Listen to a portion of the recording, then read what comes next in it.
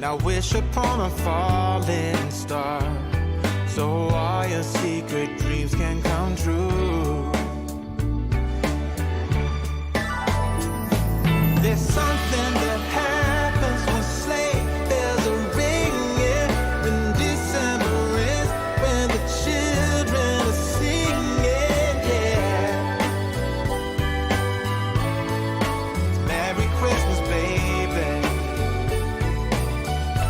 Ooh, yeah. There's room at the table for big and for small. All the fire is popping, the chestnuts are cracking, yeah. Merry Christmas, baby. There's something that happens when something that happens when December ends, when December ends, yeah. Oh, it's Merry Christmas, baby. Merry Christmas, baby. It's Merry Christmas, Merry Christmas. It's Merry Christmas, baby. Yeah. It's Merry Christmas, baby.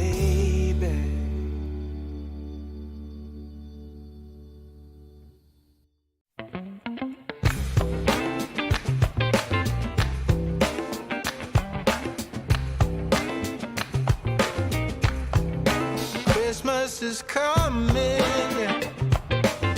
Start sending your letters off to Santa. Christmas is coming, yeah. Better be nice if you want your present. Tell all your brothers, sisters, mama and papa too. Christmas is coming, yeah. Staying up late looking out the window, yeah. Christmas is coming, yeah. Spotting some sleigh rides and some jingle bells. Tell all your brothers, sisters, mama and papa too.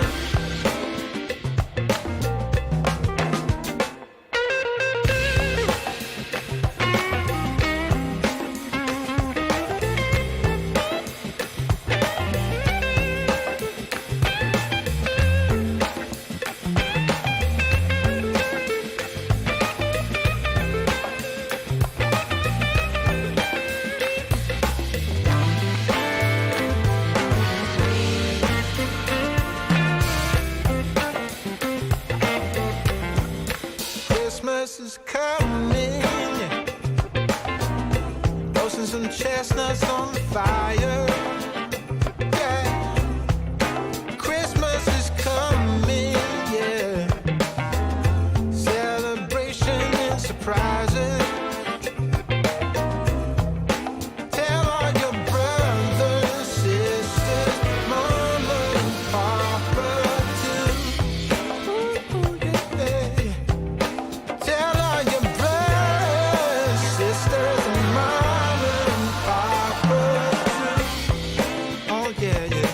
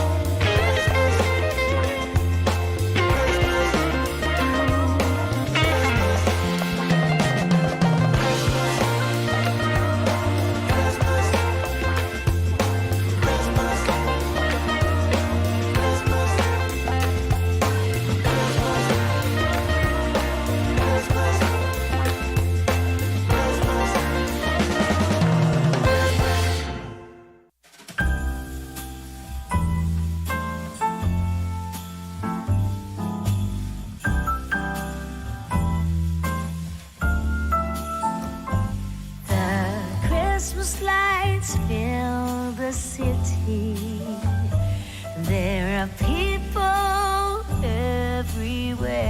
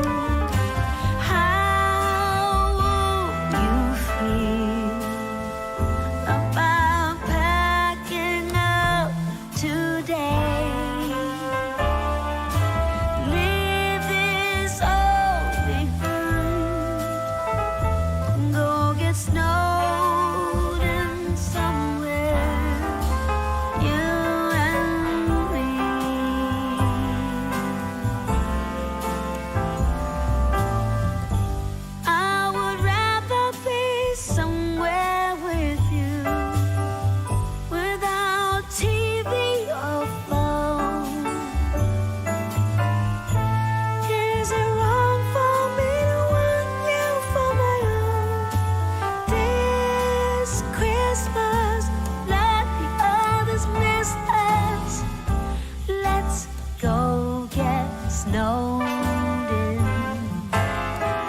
Let's go get snowed in. How wrong could that be? Being snowed in somewhere, you and me.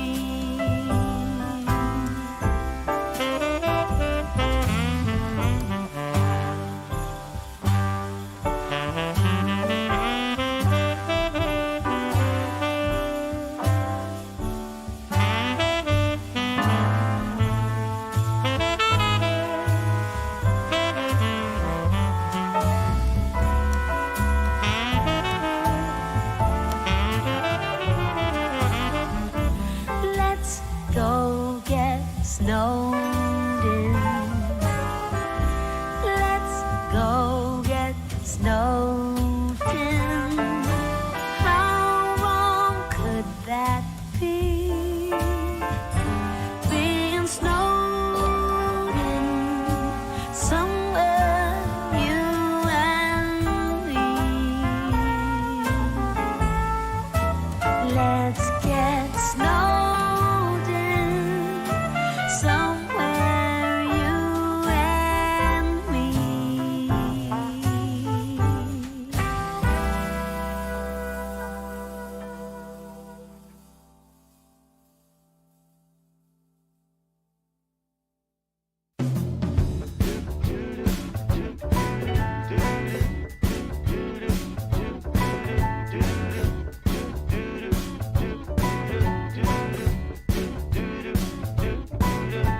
I'm walking around feeling free, thinking about what's happened to me from July up till now. Don't know where, don't know how. Lately I've come to realize that I can't see it in your eyes, so it's true. I'm so glad you feel it too. Nothing to hide, but falling in love. To me it's perfectly clear, we're falling in love. It's true, this part of the year has something in store for us. We're falling in love. Summer ended, but we did not. We started something, this thing that we got grew stronger. Each day we're together, on the way, oh, we're falling in love. To me it's perfectly clear, we're falling in love. It's true, this part of the year has something in store for us. We're falling in love. Hey! Take.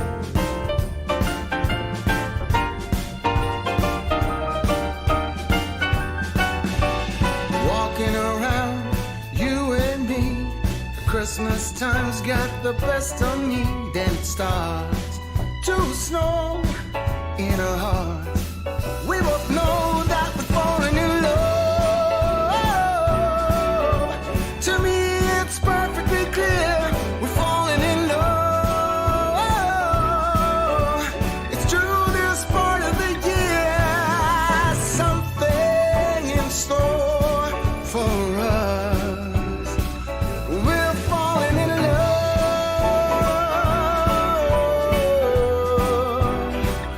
We're falling in love. No, it's the time of the year when something's in store for us.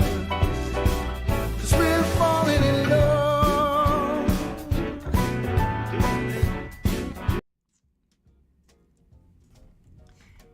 Hey everybody, how's it going? Oh my god. You know, I missed you. I missed you. Saturday night, man. I couldn't do it. There was family stuff. And we're going to talk a little bit about that tonight. I love doing the show. And, you know, we're on like episode like 205 or something. Yeah, it's a lot of shows, you know. I show up. But I show up. Get it? That's right. But there's been some stuff going on, and we're going to talk about it a little bit tonight, in a non-trauma dump way.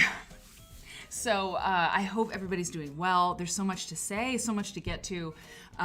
It's going to be a great show, and the reason that it's going to be great is because you're here.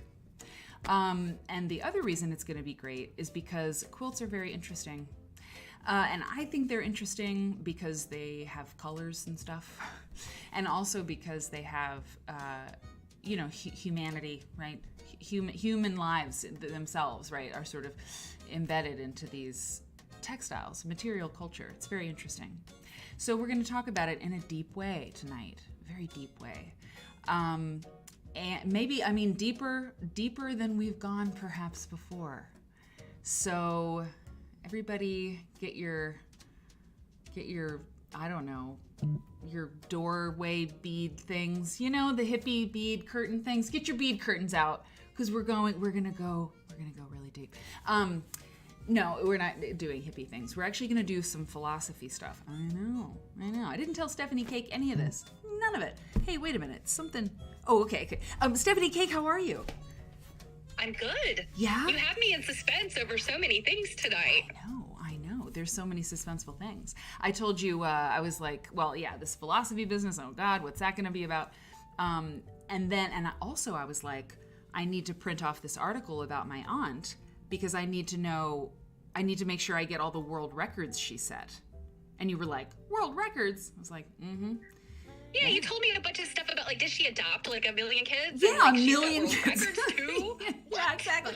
Yeah, 6 kids. She adopted 6 foster kids. So She's a busy lady. I cannot wait to hear more about her.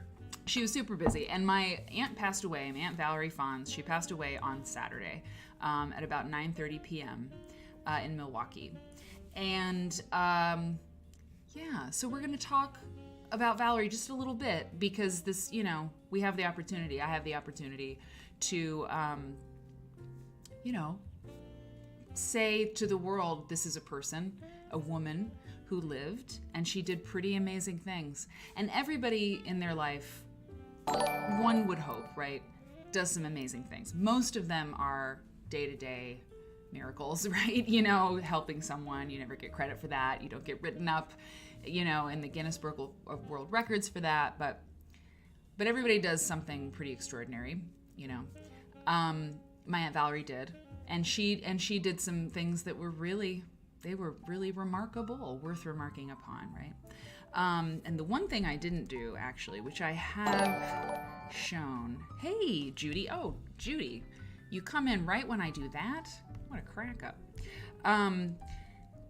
There's one photo. I might have to find it at the break. I have a picture of my Aunt Valerie with a quilt, okay, with my mom and a quilt, and some on her canoe trip, one of her canoe trips. But I did not get that one. You'd think I would, but I was busy getting other things. But I'll find that. So Valerie made quilts, and she made some quilts with my mom, and so we're gonna talk about that. In fact, we're kind of already talking about it, but before we do, we're gonna talk about Valerie, and then we're gonna look. Here's what we're gonna do. Sorry, I'm really excited to be with you. Anytime I don't have the opportunity to give you a show, I'm hungry. I'm hungry for the next one, because I really like this. I don't know if you could tell, but I really do. So here's what we're gonna do. We're gonna do some announcements, because there's business. There's business, people. It's the holidays. Oh my God. We haven't. This soundboard's getting dust on it. In case you're new to the show, here's very quickly part of the announcements, I guess. The duck, it just kind of happens all the time, when people come in, when I want to say thank you, for subscriptions and all that kind of thing. It happens all the time. When somebody is just sort of generally awesome, champagne cork, clearly. If we're talking about something and an idea comes up for a really good quilt research paper, or a research project, or just something you should look into, oh my God, quilts, the canoe crossing quilt block. I've always wanted to know more about it. Then we play the goose. That means that there's something really good there. There's like a really good research project or a paper or some kind of exploration available, okay? This is the sound when we don't like something. We were thinking a long time, you know, Padma probably came up with it because she's very good at soundboard cues. But we were like, what do we do when we like don't like something? Is it like a whip and that felt weird? And was it like a smack and that felt really weird? And so finally, the laser, you know, just what's the word I want? Not eviscerate them. Vaporize them, yes. Oh. That's the hype horn. That's for my sister Hannah. We don't use it that much, but it's there. Of course, happens all the time. When spooky things happen, and you know what? Spooky things happened tonight. As I was putting together the show, we play this. And there are strange coincidences in this show. It's happened for 205 episodes now. How many times have we played the Twilight Zone music? I don't know, a lot of times. Sometimes it's just convergences, confluences, coincidences. And we know people look for patterns, and we know we like to find symmetries and all that. But you know, tonight it's pretty interesting. It's pretty interesting what happened and how it all came together. So you'll hear that. Then Emma Andres, the great Emma Andres, one of the 20th century's most indelible quilt makers of Arizona, Emma Andres. We saw a very deep cut video, vintage video of this woman speaking to the camera, and one of the things she said was this. And there was no monkey business about it either. Qua? Pardon, Emma, could you say that again? And there was no monkey business about it either. Guess not. So that had to go on the soundboard. We're almost there. When we don't like something, it's The Princess Bride. Do you remember The Princess Bride? Do you remember that movie? Remember this moment? Buttercup. Mm-hmm. The applause. Goes without saying, somebody does something awesome. When there's a crime, when people are doing crimes, can be crimes of any kind. I'll save the best for last. The third to last, I mean, obviously, we know when that's gonna happen. Whenever somebody is cute. Here's this from Romy and Michelle, the penultimate soundboard cue. Just have to review for people, you know? The people are new, they come in, they don't know. From Romy and Michelle's high school reunion. When someone says something really smart in the chat, like really smart. That's what I do. I invented Post-its. Yeah, that's right. And then the final, most important sound cue is the one that's been here from the beginning. When this show was actually called Quilt Church for like 5 minutes. When we really feel when we feel the spirit, when we are moved by the spirit of what we're doing here, we play this.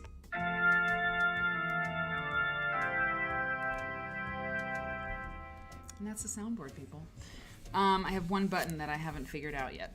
Amazing. Anyway, so this is the Tuesday night show, and here are the announcements, and then we will get into some really cool stuff. Stephanie K, can I toss it to you to talk about? Oh, I gotta get small. Hang on. Help, I'm small. I'm getting small. Oh, no. Okay. Yeah. Okay, Stephanie K. Oh, are you ready? Sorry, I'm ready. Sorry. Take it away. Okay, let me move myself over here. I'm gonna go down here. Okay. Take it away. I'm like, help. Oh, no. Okay. Go ahead. So I'm seeing some familiar faces we haven't seen in a while. Oh, Very really? excited about that. I gotta go. Yeah. While you're talking, I'll go through and see who else here. Okay. Yeah. So you guys, to recap what we're doing on Tuesdays, in the vein of December has all of these special days like Black Friday and Cyber Monday and Giving Tuesday. Mm-hmm. We decided that we wanted to support some of the organizations that we love and or have been very good to the show. And so our very own Jill Alex has kind of pitched this to Mary, and I was like, oh yeah, I'm in. This is going to be great. So we have already supported the Iowa Quilt Museum, and this past week we supported Quilts for Kids Nepal.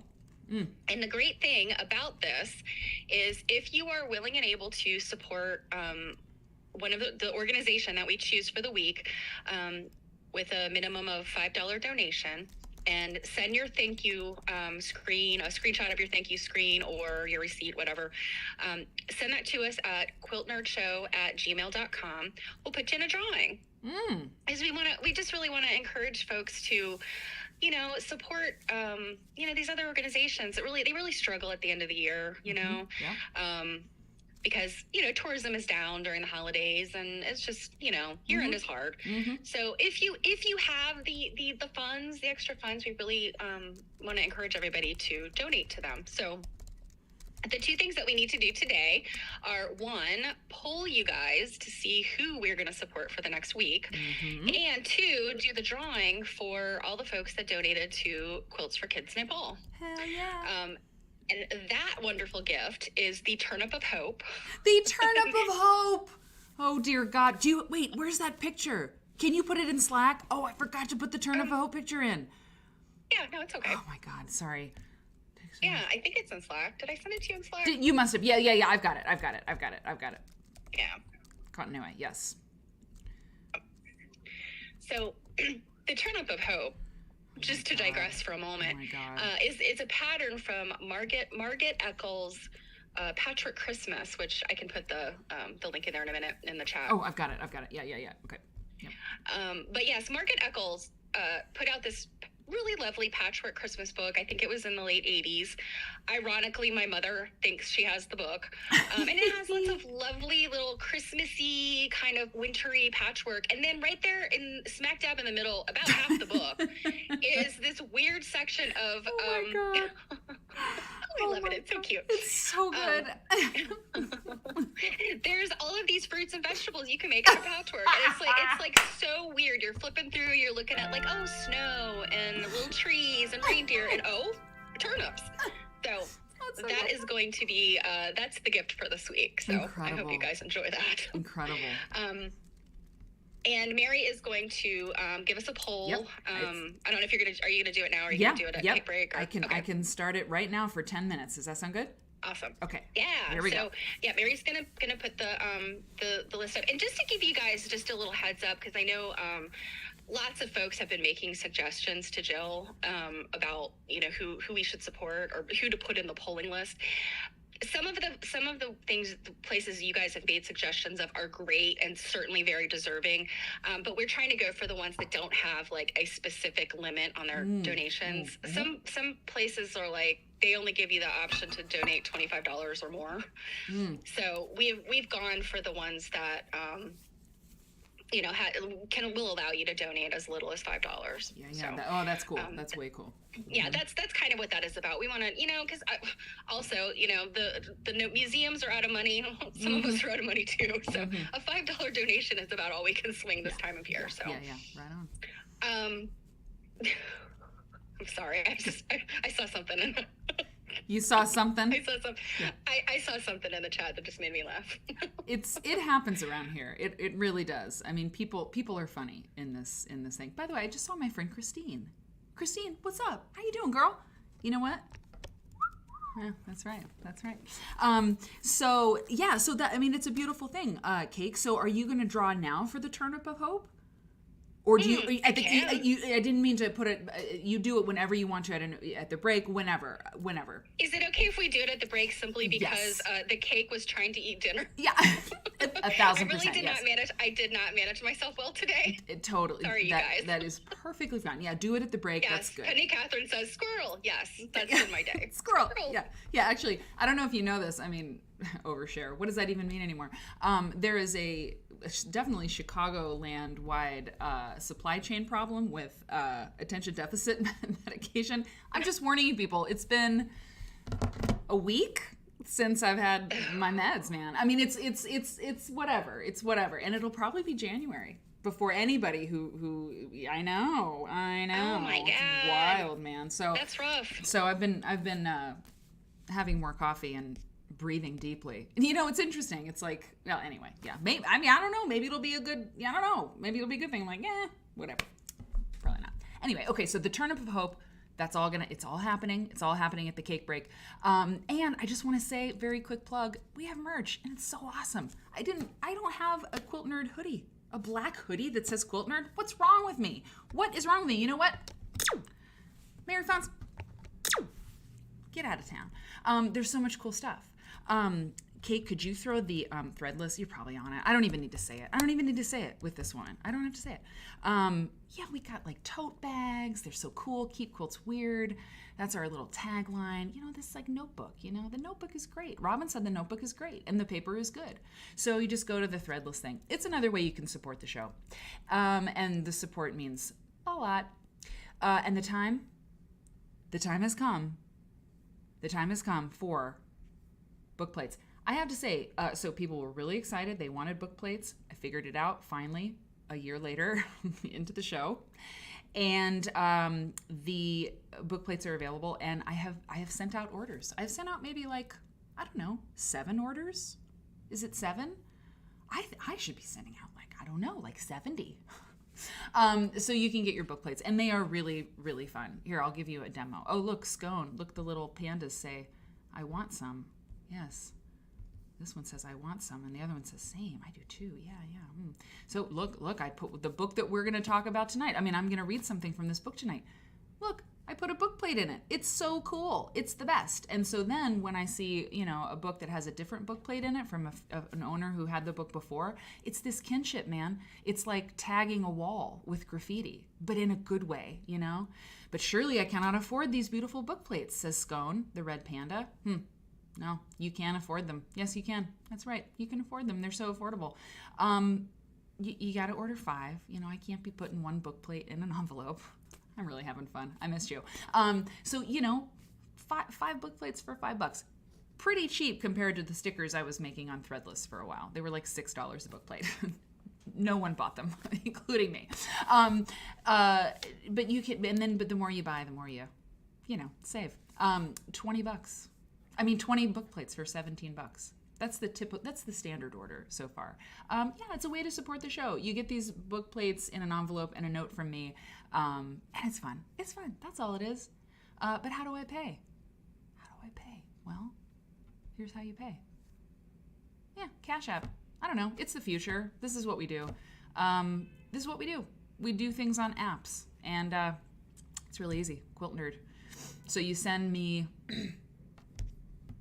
one of these amounts, and because there's only 4 amounts, I will know how many you want. If you send me $9, I'll send you 10. If you send me $17, I'll send you 20. But no matter what you do, okay? Look at these little scamps. You gotta make sure to send you gotta email quiltnerdshow@gmail.com, okay? Because I need your mailing address. If I don't have it, I can't send them to you. So email quiltnerdshow@gmail.com, and then I'll send you your book plates. You cash out me the dough, I send you the thing. It's a good time. Okay, good. All right, so that's the stuff. We'll talk about schedule stuff at the break. Yeah, does that sound good, Cake? Or is that's good? We good to go? Okay. So welcome back. Here is the intro quilt. The intro quilt is something that I pulled from the Massachusetts quilts book. I mean, it's like, I don't know. It's one of those really nice ones, you know, like all of the quilt books are great, but there are some that kind of are a cut above. And the University Press of New England published this book, Hanover and London, yes. And Lynn Zacek Basket, who, not Basket, dear God, she's not watching. I don't think she watches, but I just called her Lynn Zacek Basket, which is kind of awesome, seeing that she's in quilts. But she was impressed, speaking of pronunciations, that I pronounced her maiden name correct, Zacek. It's because I was married to a Croatian a long time ago for a very brief period of time. And I recognized the Zacek. Anyway, cool story. So Massachusetts quilts are Commonwealth. If you get it through Abe Books, the link that Stephanie just gave, it's another way to support the show. We get a ducat or two if you buy the book through that link. So I was looking at it and I saw this, and I just thought, well, we have an intro quilt. So let's read about what this is, okay? And I have my wonderful book stand. Oh, and it's so wonderful. Oh my God. Wow, I'm effortlessly telling people how they can support the show. Someone got this from my Amazon wish list. Well, the Quilt Nerd show Amazon wish list, which wasn't a bad idea because we're getting stuff we need. Okay, anyway. So this is the Williamsburg Friendship Quilt, okay? So this is Lynn Zacek Bassett is writing about this, okay? The history of, and there's a little bit about it, and there's another picture that goes with it. So tonight is a reading-heavy show.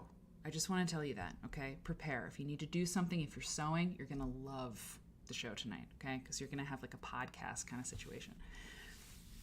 The history of industrialization includes disasters and losses, as well as triumphs and profits. Massachusetts industries were originally water-powered, first using the current of natural rivers, and later man-made canals and dams that directed and increased the power of running water. The risk of accidents increased along with the profits of the mills, I'll say. Fires were not uncommon, but floods were an even more dramatic consequence of the growth of manufacturing. I mean, the writing, you guys, it's so good. It's so good. Lynn, you're the bomb. The Mill River flood of 1874, which killed 104 people. Hang on now, just one second. I'm going to grab this stereoscope. I got it, and I want it, and we shall have it, and we shall have it now. Yeah, okay, great. The Mill River flood of 1874. You're looking at a stereoscope. For being small, I'm awfully big tonight. Let me just cut myself down to size here. It's a regular occurrence. Okay. The Mill River flood of 1874, which killed 154 people and destroyed mills and homes in the Hampshire County communities of Williamsburg, Haydenville, Skinnerville, Leeds, and Northampton, was the most deadly dam failure of this time. Of its time. It occurred only 3 years after the Chicago fire, which had killed over 300 people. Oh my, it was half as bad as the Chicago fire. Wow. Whoa. This show is an exploration. It's not a presentation. I didn't read all this before. I'm reading it now. That's the fun part. It was half as bad, almost exactly half as bad as the Chicago fire. That's wild. Wow. It would be overshadowed by the Johnstown, Pennsylvania flood of 1889, which killed over 2,000 people. Okay. But in this rural area of Hampshire County at this time, the emotional as well as economic losses were severe. Like the Johnstown flood, the Triangle Shirtwaist Fire, we've heard of that one probably, and other disasters that cost many workers' lives, the Mill River flood was the result of an attempt to cut costs by ignoring safety. I don't mean to make light of it. Maybe I shouldn't have played it, but you know what I'm saying. Although the dam held for 8 years, keeping back the water in a reservoir that fed a brook leading to the Mill River, doubts about its adequacy had been quietly voiced since its construction. Reminds me of Grenfell, reminds me of Katrina, right? In the early 1870s, the banks of the Mill River between Williamsburg and Leeds supported woolen, cotton, and silk mills, a large brass works, and many other factories producing buttons, sewing machines, brushes, firearms, tools, and paper. Hundreds of people were at work in these mills, and more were beginning their day at home when the dam broke on a May morning. In 45 minutes, the resulting flood destroyed more than 1 million in property and killed over 150 people. Here. The first victims were Sarah Bartlett and her little daughter Viola, whose house was a short distance above Williamsburg. Sarah's name is on the center block of this quilt top, made a few years before the flood and now in the collection of the Williamsburg Historical Society. Although stitched by a number of women in and around Williamsburg as a friendship project, it became a memorial piece after the disastrous Mill River flood. So this was made in 1871, okay, 3 years before. The flowers, quote unquote, are pieced by hand using a mix of many cotton prints from the third quarter of the 19th century. The center of each block is white and has the inked name of a local woman. A pathway of red hexagons joins the pieced flowers, which total over 130, plus about 60 partial blocks around the edges. The bright colors of this top are in contrast to its eventual role as a reminder of the disastrous Mill River flood. After the flood's devastation, many businesses and homes were rebuilt. The Skinner family chose to relocate to Holyoke, moving sections of their damaged home. Oh wow, moving sections of their damaged home as well as their business as silk manufacturers. They prospered in Holyoke. That's right, Holyoke, right? Mount Holyoke. They prospered in Holyoke, and their mansion, Wistariahurst, is now a museum. Many families, however, never recovered economically or personally. Fortunately, by the end of the 19th century, steam replaced water power, and such a flood was no longer a common risk. You know, technology, man. I mean, Biscuit and I have been struggling with that. Everybody struggles with that. And, like, there's downsides, you know? Like the unraveling of democracy due to social media. But there are good things, too, right? Steam power, you know? Better, right? But the fewer people, well, I mean, I don't know anyway. No, it's all a nightmare. It's a crack up. Let's not even go there. But it's good that the factories became safer for some, depending on where you live. Okay. So, but what'd you think, y'all? And hey, everybody, hello. And I gotta say, thank you to all the subscribers. Kay, saw that email. Dee Dee Brew Crew, Mother Nature, Jill, Druid Godmother, baby. Oh my God. This is my Aunt Valerie, by the way. This picture. We're going to talk about her next. Padma and Mother Nature and Angelina. Oh my God, girl. Chris Mess. Kelly and Word and Bird Nerd and Saucy Stitcher. Pumped up Daddy. You know, Pumped Up Daddy 696969. He's an enigma. It might be a female. I don't know. It doesn't matter. It might be a friend beyond the binary. It doesn't matter. Pump Daddy, you are special. Because when you come in, I brace myself for the worst. But you know what you serve? You serve the best. You come in, you say hello, you usually pay me a compliment of some kind that's not like gross, and then maybe you just watch the show. So you know what? You're getting exactly, you see, that's the way to flirt. Don't come too hard on it. You just come in to have some mystique. And now I'm curious, I want to know, like, is he watching the show? Is he leaving? What's his deal? Anyway. So, anyway, thanks everybody, by the way, about Valerie, and we're gonna talk about her right now. And the Flinster, anybody who is a subscriber to the show, anybody who's thinking about doing it, I hope you will, and all of that stuff, I really, really appreciate it. Kitty is here. Oh, I'm so glad, and Saucy's here. Robin's here. Sue's here. Oh my God, everybody's here. The gang's all here. I will say hello to more folks. Myra subscribed at tier 2. You've been subscribed for 15 months. Myra, you're one of the first. Girl, you're one of the first. This is pretty amazing. Word and Bird Nerd, if I missed you, it's only because I'm going to get to the next section here. Wonky Quilter. I'm going to get to the next thing. But hey, Hope. I'll send them to Canada. Hope, you know what? For Hope Quilts, I will send them to Canada. I will. If you want them before Christmas, you better step to it. But I will absolutely send them to Canada.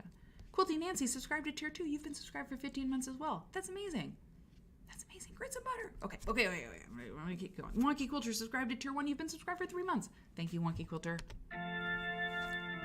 Your subscription means a lot. It means so much. It helps me, like, do the show, because it's like, okay, people care about it, Not that subscriptions are the only way to care about things. Anyway, we're going to come back to that in a minute.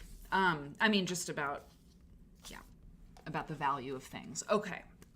So this is a picture of my Aunt Valerie. And Valerie Fons is her name. And she passed away on Saturday night at 9:30 p.m. in Milwaukee. And I called when she went into the hospital. She was diagnosed with leukemia and a host of other things. And 10 years ago, she got a bone marrow transplant. And it's amazing.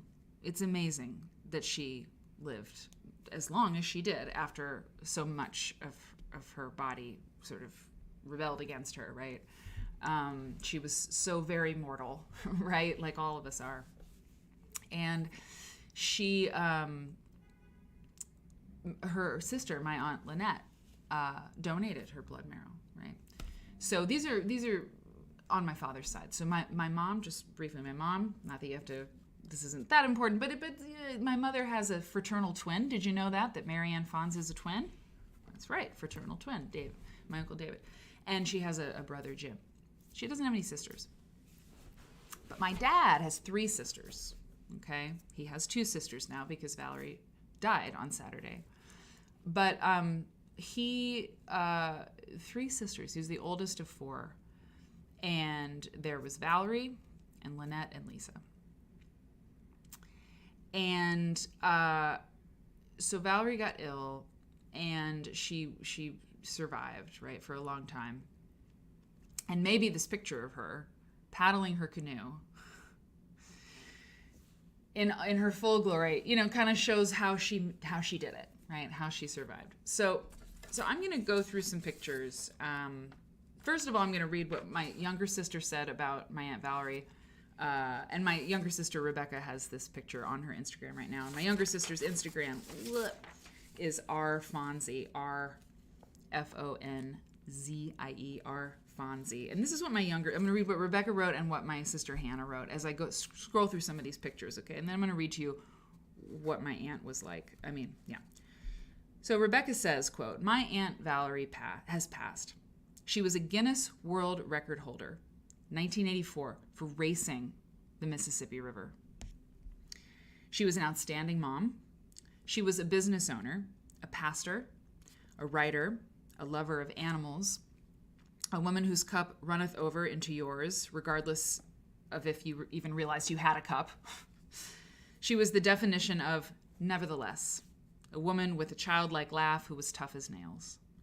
This first picture of her is what I aspire to be. Strong, unashamed, celebratory, and on an adventure. Sending her family, my family, love. She lived an incredible life and loved every minute."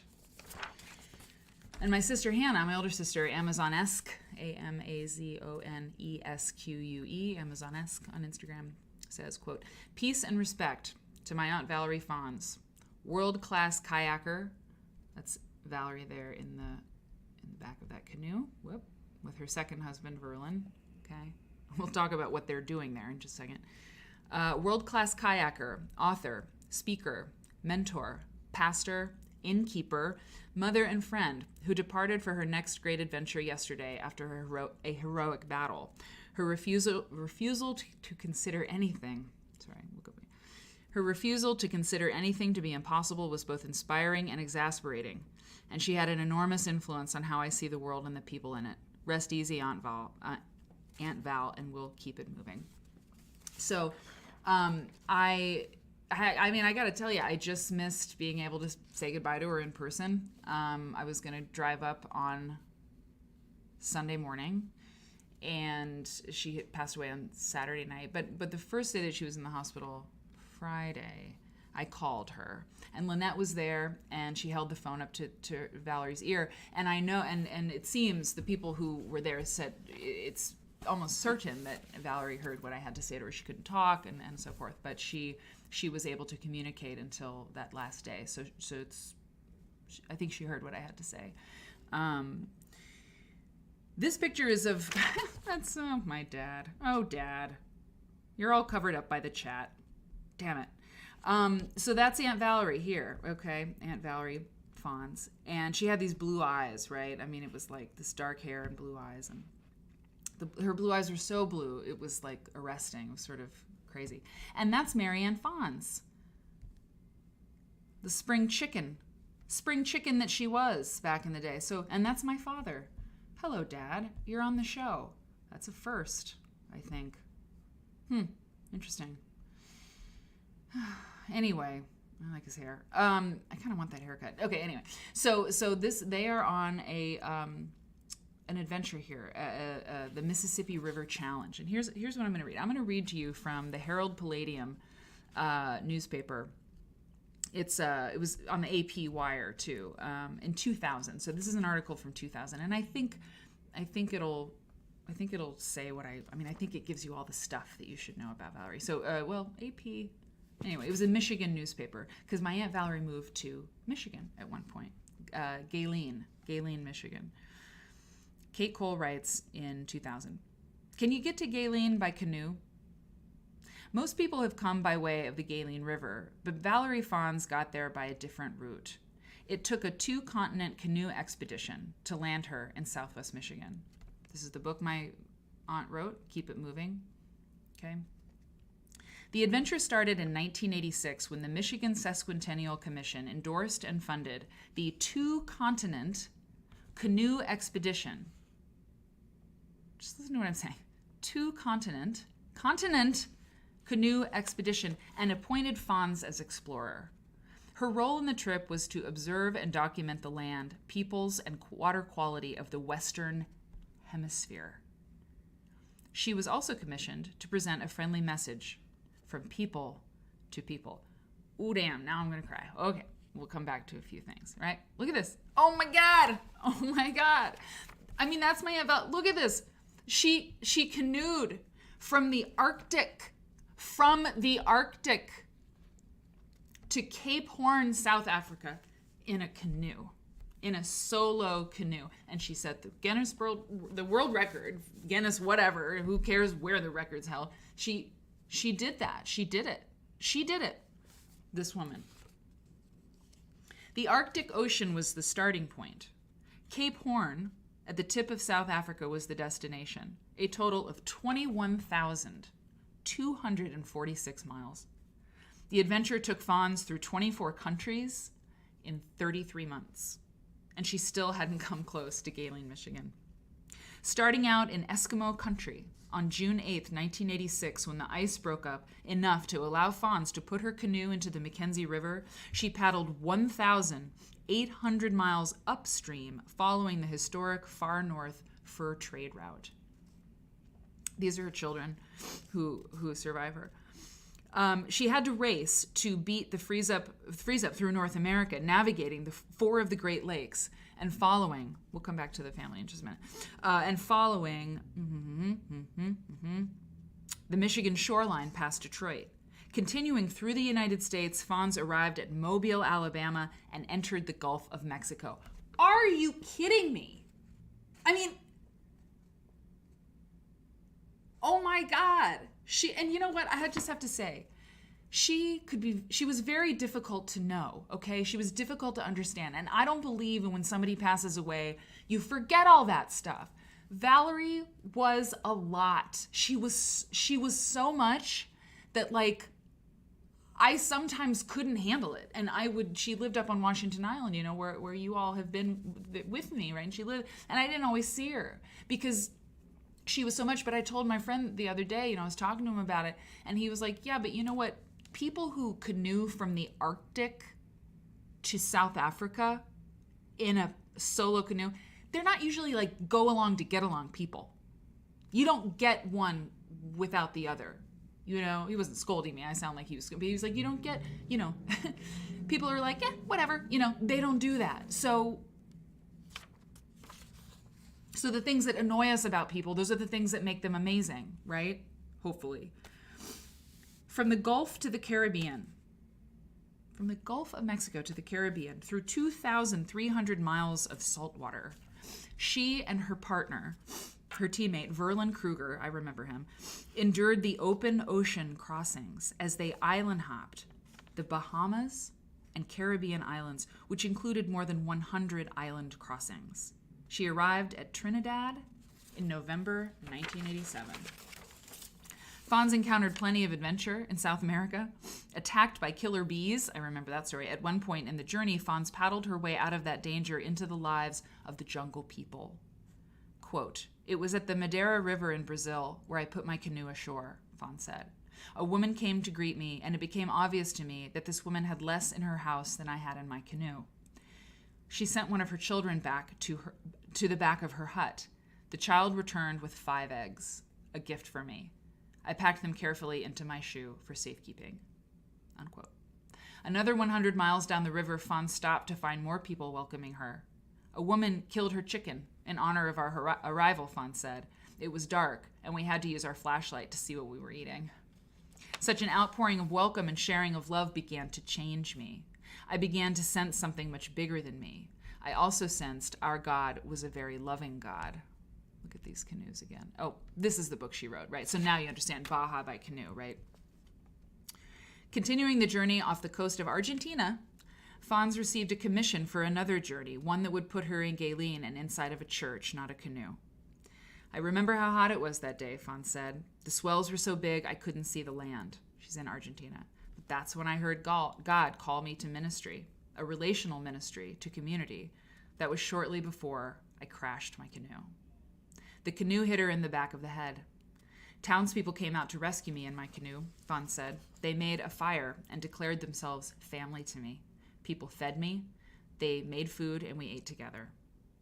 For Fons, the canoe was the vehicle leading her into a new and challenging position. While the canoe puts an explorer as close as possible to the natural world, it was also a personal vehicle.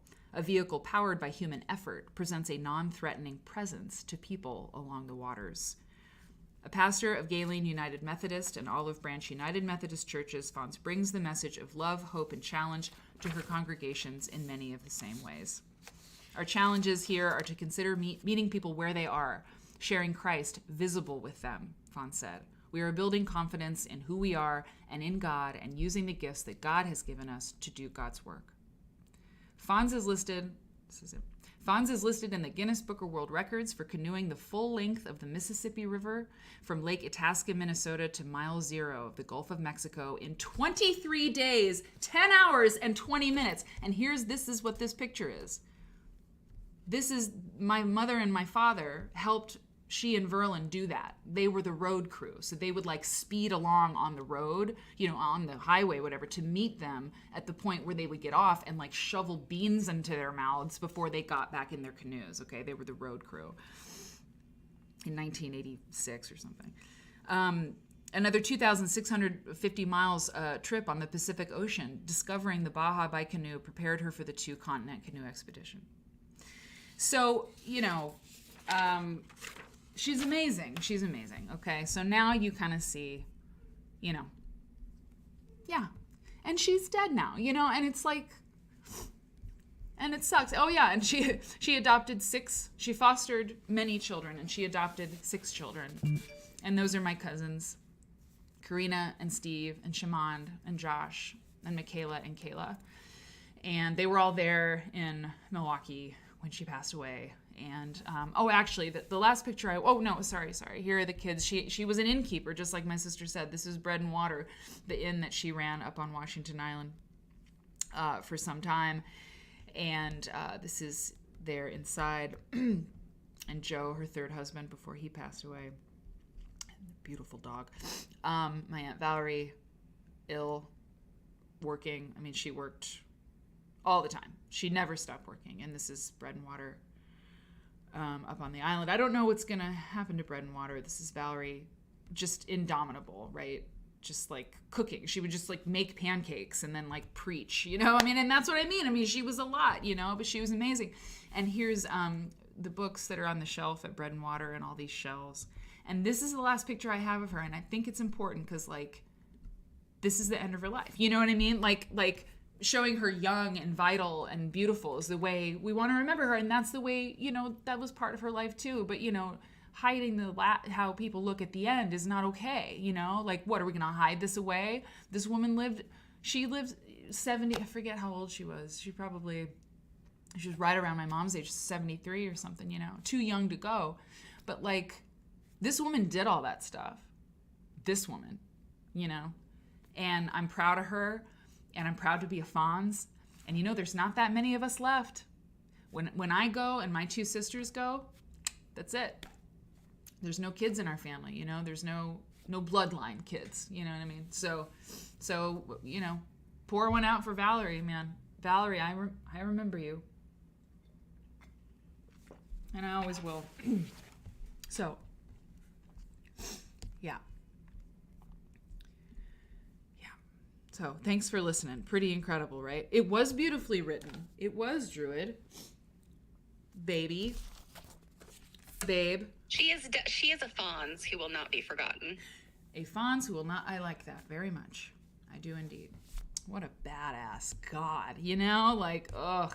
And sometimes the God stuff was like, I don't know, Val, come on. But, I mean, she comes by it honest. Does she not? You know? Like... She was a woman of the world in the most profound way. And, you know, she saw stuff that most can't imagine, you know, on her adventures. How could you not be a lot? I mean, she was navigating Caribbean islands, you know, but had a memory of, like, the Arctic not that long ago. Insane. Beautiful. Look what you can do with a life, right? I'm a worm. I loaded slides today. Anyway, Lady K, God bless you, girl. It's so good to see you. You know, thank you for listening. And there wasn't nary a picture of a quilt in that little segment, but I think we can handle it, right? I mean, we like stuff that, I don't know. This is Quilt Nerd. The co-working streams, by the way, we'll get to that. I haven't been able to do it because I've got these crazy deadlines, but let's not talk about that. We'll talk about it later. Okay. So here's where this is going to start, okay? Actually, maybe what we should do is should we do the cake break to kind of reset? I can run to the ladies' room. I'm fine. I'm not like, I don't like need a minute. But you know, we could put on a little jazz, you know. I can go just make sure, you know. And then we'll resume. We'll continue, as Eric would say. What do you think? Yeah, Lynn, that's right. M. Hicks. Oh my God, Stitch and Deb. Kenny, do you think that sounds good, Cake? Yeah. Okay. Sounds good to me. Okay, awesome. So I will bring up the cake break, and you all sit tight. I need chips and wine. Don't I ever? All right. God bless you. Okay. Okay. There's the cake break, and let me get the chat. Chat's up there. Okay. I will BRB. And then we're going to have a lot of fun. Oh, boy. Okay. Is the jazz? I don't know if the jazz. Do you want the jazz? Gosh. The poll. Oh, the poll. Oh, my God. I totally forgot to check. Oh, my God. View results. I'm so glad you asked before I took off. I think the International Quilt Museum was kind of pulling ahead. It did. The International Quilt Museum won. I'm so glad. That's awesome. Okay. Hell yeah. 62%. That is beautiful. Okay, I love that. They'll be so excited. Oh my God. Okay, awesome. So just to recap before I do the drawing for that wonderful turnip. The International Quilt Museum, I'll pop the donation link in the chat in a moment. And what you need to do if you are willing and able to donate to them right now is give them a donation of $5, at least $5 or more, if you can swing it. And then send us a screenshot of either the thank you screen or the receipt, whatever they send you to confirm that your thing went through. And then send us that at quiltnerdshow@gmail.com, and we'll enter you in next week's drawing. And Jill, if you can remind me, did you confirm that next prize? I'm not sure. I don't want to say if you didn't confirm it. But yes, we do have another great prize. But let's go ahead and let me move my stuff together here and draw.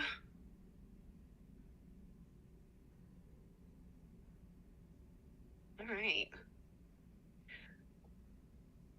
Angelina Holt, you are the winner of this dang turnip. Angelina, are you here tonight? Can't remember if I saw you.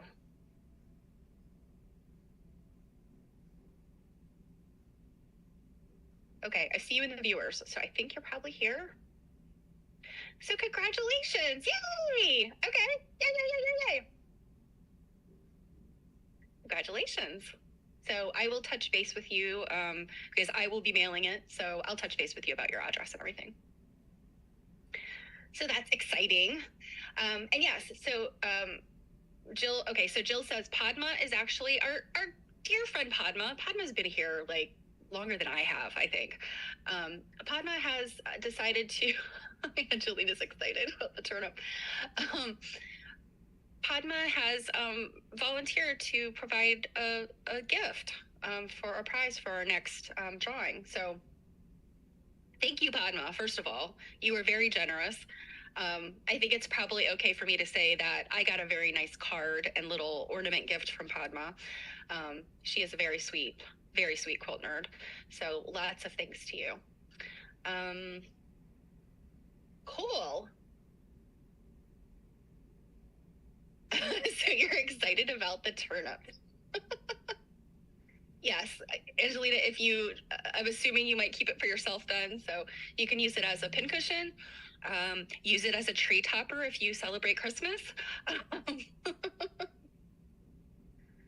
I think that those, you know what, I said I was going to put the link to Margaret Eccles.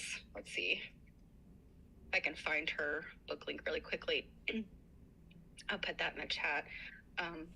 For those of you that are interested in possibly making the patchwork fruits and vegetables, I have to admit it was a very cute and doable design. So, and I think the book right now is pretty cheap to get it. So, yeah. So this has been a really exciting thing that everybody has been pretty pumped up about. Giving back. And I told Jill I'm kind of terrible at this kind of stuff. I feel like I'm a charitable person, but trying to convince other people to donate to things, I always feel like I'm just not good at making that ask. But Jill has been very kind and enthusiastic about doing this project, and we have been conspiring on maybe some stuff coming up. So we haven't even told Mary. So you'll find out when you find out. Jill and I are conspiring. So. Ah, lovely. Oh, I like conspiration. We're just gonna take over the world. So yeah. So Angelina won. Oh, nice! Yay, Angelina, girl. That's so great. I don't think I hadn't had a chance to tell you, but Padma has decided to offer the next prize. Really? Which I think is an Amazon gift card. If I understood Jill correctly, What? yes. And so I think the thought there is, if there are any Abe books that, because sometimes like newer quilt books are not on Abe, or true. they're on Abe at the same price. Yeah, exactly. So you might as well buy it at Amazon. So. Wow. Yeah. So Padma, thank you again for doing that. Hell yeah, you guys, you know what? I say this a lot, but I truly, truly mean it. You guys are an awesome bunch of people. You are so nice. You are so generous. It's really true. Just like such sweet people. And I'm constantly reminded you guys are my people. Oh. Yes. Because I think and I know a lot of you belong to guilds and, stuff like that, but I have never fit into a guild very well. Same. And sometimes, many of us are nerdy and weird. Yeah. Oh, yeah. And I say that with the greatest of kindness because I am nerdy and weird. And it's so awesome to, find our people, and everybody is so good to each other here. Yeah. And that makes me happy. This is a good place to be. I'm always, you and I are here together on Tuesdays and Saturdays, always, and every other Friday. And I'm always in the right place. Oh, don't cry. I won't. I told Jill we cannot make you cry because when you cry, then I start to cry. And I don't cry, but Mary has this way of making me tear up. So God, I see you. I see you every day. So watch out. It'll start to really happen. It's beautiful what you said, and I'm the same way. I don't fit in half the time, you know. I don't know. It's like it's fine, and then I freak out, and then I don't go to the guild meetings, and then I'm like, ugh, you know. So this is better. It's just so much better. It's so much better. And nobody has to go anywhere. Isn't that nice? Isn't that amazing? It's just like, oh, I just turn on my thing. I mean, I know there are drawbacks to that, I guess, but I mean, I don't know. All the guild meetings are always in the suburbs. I don't have a car. What the hell am I supposed to do? Getting a ride from somebody is like, I don't know. Whatever. I'm antisocial. What can I say? And now I don't have my meds. What's going to happen? Hey, Renee. Yeah, yes, needs and odds and weird sticking together in our own way. Thank you. I love this group. Okay. So no bra needed. No bra needed for this meeting. You know what? I knew it. I have to wear one, but it's okay. It's okay. Steph doesn't have. Nobody has to wear one but me. This is not feminist. No, I'm kidding. I don't even know what that means. Okay. Bridgewater, it's so good to see you. So here we go, y'all. Here we go. So what I wanted to do tonight, and I've got some content director stuff queued up for the coming weeks, but tonight, to get back into my rhythm, right, after lots of things, I was like, you know what? I'm going to head over to cherish.com, and see what is for sale over there. Because I feel like I know what it is. Yeah, I feel like I'm in I like to be sort of a talking head, but not like an actually small person. I don't know. Maybe that's okay. Anyway, so I like to go to cherish.com and see what is for sale there in the quilt category. I like to see it because, once again, as always, okay, when I look at these sites like First Dibs and Cherish, Mercari's not quite the same, but Cherish and First Dibs and what else? What's another one of those fancy ones? But I look at these sites and the prices they put on what they're selling, and I can't make heads or tails of it. And it's that endless. It's like the art versus craft conversation. Why I had to do a whole thing about it, because it was like, I know that the question is there, are quilts art or craft? And I know the answer that I have, but why? Why do I say that? Anyway, it was a whole thing. It was a whole investigation. And Laurel Horton, you better be out there. You better be in the lurker lounge. I got my eyes on you. I got to get that paper. I want to work on that paper. Anyway, so this pricing thing. What the F is up with pricing quilts to sell in the marketplace? What is the deal, man? How come? So here we go. We're going to look at some of the quilts that are on for sale. Myra, you're right. Guilds are totally cool. It's totally cool. You can be a guild person. Oh my God. Yeah. Watch me say anything bad about guilds and be like, Mary Fons hates guilds. I don't hate them at all. Anyway, so let's take a look at a few quilts that are for sale on cherish.com, and then I'm going to read to you. Okay? I'm going to read you a piece of writing published in 1994. I practiced it earlier, and I'll just let you know that it takes about 20 minutes to read it from start to finish. So it's not super long, but it's not short. And I have a few visuals for you, but for the most part, that portion of our show tonight is an audio situation, okay? And like I said, I rehearsed it, I practiced it because it's quite dense, but the writing's really good. And it's about what the value of quilts are in the marketplace. We have to read it. I've mentioned it a few times on this show, this essay about, use value and Marxism and stuff. Yeah, I said it. I said Marxism. But we have to read it together. Or I have to tell you all to read it. And you know what? This book, here, let me just tell you. This book is not always easy to find. Sometimes it can be quite expensive, but it's quilt culture. It's very, very important to get if you can get it. But sometimes it's out of reach. It can be quite expensive. And the reason, the why I'm excited, or why I'm even willing to do this, or why I think it's a good idea, is that the other day on the co-working stream, I did a thing, and some of you were there. Angelina was there, our winner chicken dinner, Angelina. I had to identify some quilt blocks. Been having to do that a lot lately in vintage quilts. I have to figure out what block it is in the quilt, and I have no idea. I had no idea how to use this. That's right. The Encyclopedia of Pieced Quilt Patterns by the famous, the indelible, the incandescent Barbara Brackman. This book has never been out of print, and it's you use it. It's a textbook, basically, a reference book, to help you identify quilt blocks. And here's how I used to use it. Well, I don't know. It's a 9-patch. I don't know. I don't know. But what I did, Jill was using it. What I did was, eat your coat. Hey. I read on the live stream, just at work, basically. I read out loud the introduction to the book and like the how to use this book section at the front of the book. I had never read it, and I won't name names, but literally everyone who was watching that stream, I don't know. I mean, I don't know. Maybe a couple people were like, oh yeah, that's how you use the book. There's a whole method to using this book and how to identify, and I'd never read it.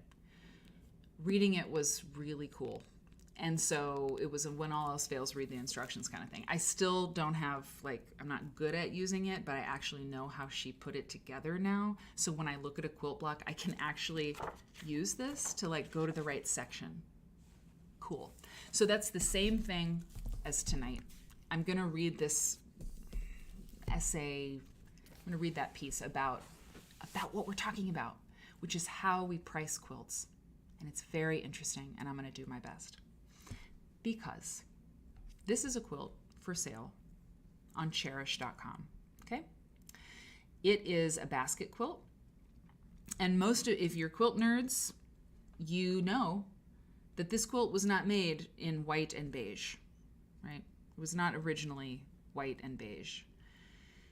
It was probably white and red, or white and green, I would say, probably. And it was made with fugitive dyes. Fugitive dyes, oh no. Look at those dyes, catch them, they're running away. They're fugitives. So this was non-color fast fabric. And I would say almost certainly red, right? Because that red and white basket, you see, right? The quilting on this quilt is awesome. Look at the borders there. I don't know if you can see. Yeah, it's very nice. It's very nice. There's some chains going on and some flowers in here. Really lovely. This quilt is for sale for $1,200. $1,200. Okay, cool. I'm not judging. I'm just trying to figure it out. I don't know. You can see the quilt. This is a nice photograph. That's nice. Deep creases in this quilt. And by the way, I'm not an appraiser, and I don't know, there's a lot I don't know, but I know what I've seen other quilts comparable to this one, visually speaking, that were $65. $65, $1,200. This is a wide range, right? We've talked about this before. It's endlessly fascinating to quilt nerds. Here's a good picture here, sort of a quilt Folkian picture, honestly. Nice quilting. I would say the finest feature of this quilt would be the quilting. And it's put at mid-century. Mid-century is what the listing says, which, I mean, I don't know. 1950? No. Do they mean mid-19th century? Maybe. It's pretty long ago. So, yeah. $1,200 for the basket quilt. What do you think? I mean, twin? Oh, hey! It's AA Whale. I just moved. Also known as whale cake. Whale cake! Whale cake? That's definitely what I want to call you, because I never know. That came out of a co-working stream, I think. Oh. Whale cake. It is whale cake. Forever. Love it. Yeah, I think $1,200 is kind of absurd. I tend to agree. I mean, I do agree. Where was it made? Babe? It's a good question. I don't know. It may be in the listing, but you know what? I seriously doubt it. because they didn't, I mean, mid-century, what does that even mean? I don't think they really knew a lot when they put this, and it's 74 by 94. Sherlock, oh my God, Sherlock. Actually some sort of design on the basket. Yes. The basket fabric's actually super cute. There's a little sort of open polka dot on it. Oh, M. Hicks, you're so good. M. Hicks. That's what I do. I invented Post-its. Marcia invented Post-its. I think it's obvious.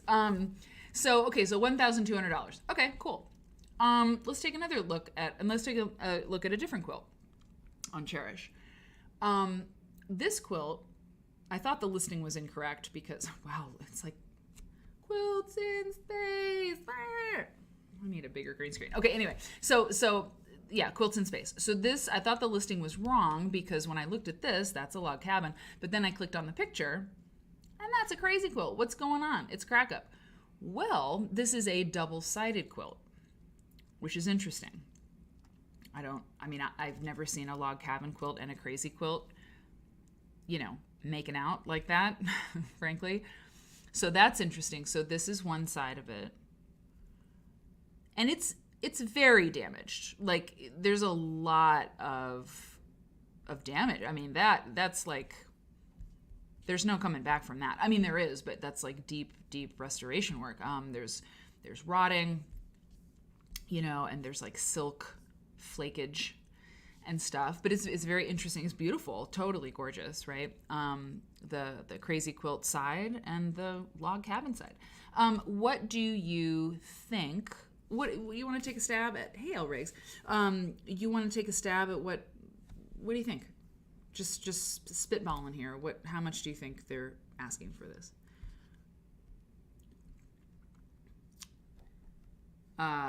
Yeah, and I hope I didn't describe it in a way that would sway your opinion. Just really like if you walked into an antique shop or whatever, what would you pay? Wonky loves this, the crazy log cabin mix. You know what, Wonky? I think you should make one. I do. I think anybody who's interested in this, double-sided quilt, rock that out, right? Make a double-sided quilt. There's no rules. Nobody has rules. There's no rules. In fact, this morning, I was looking at a quilt. I have all these blocks, right? And I'm going to make a quilt. And I was like, well, I should do 4 across and 5 down, whatever, to make it like 60 by 80. And I know there's a reason why you would make a quilt that's 60 by 80. It's sort of human size, lap size, But I was like, but also, who cares? I can make whatever size I want. It doesn't matter. So M. Hicks says $600.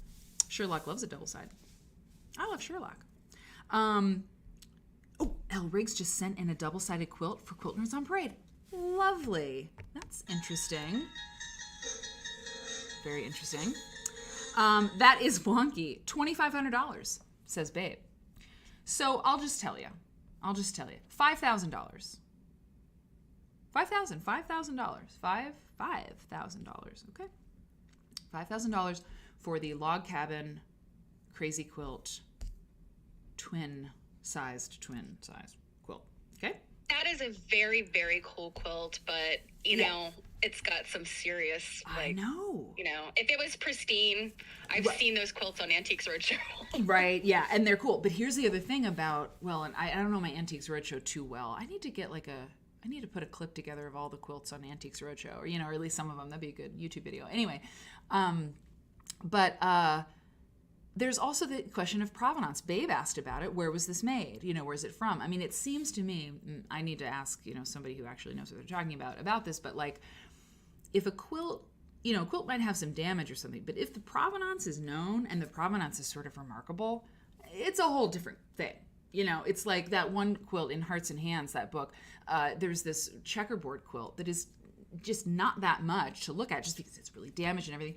But it was made by an enslaved person on a plantation and was passed down through the generations. It's like, oh my God, if you know these kinds of things and you can trace it and you've got documentation about it, forget about it. Your double-sided quilt, now we're talking very, very valuable and worth a lot of money. But of course, this money question is still weird. How do you put a value on something like a quilt?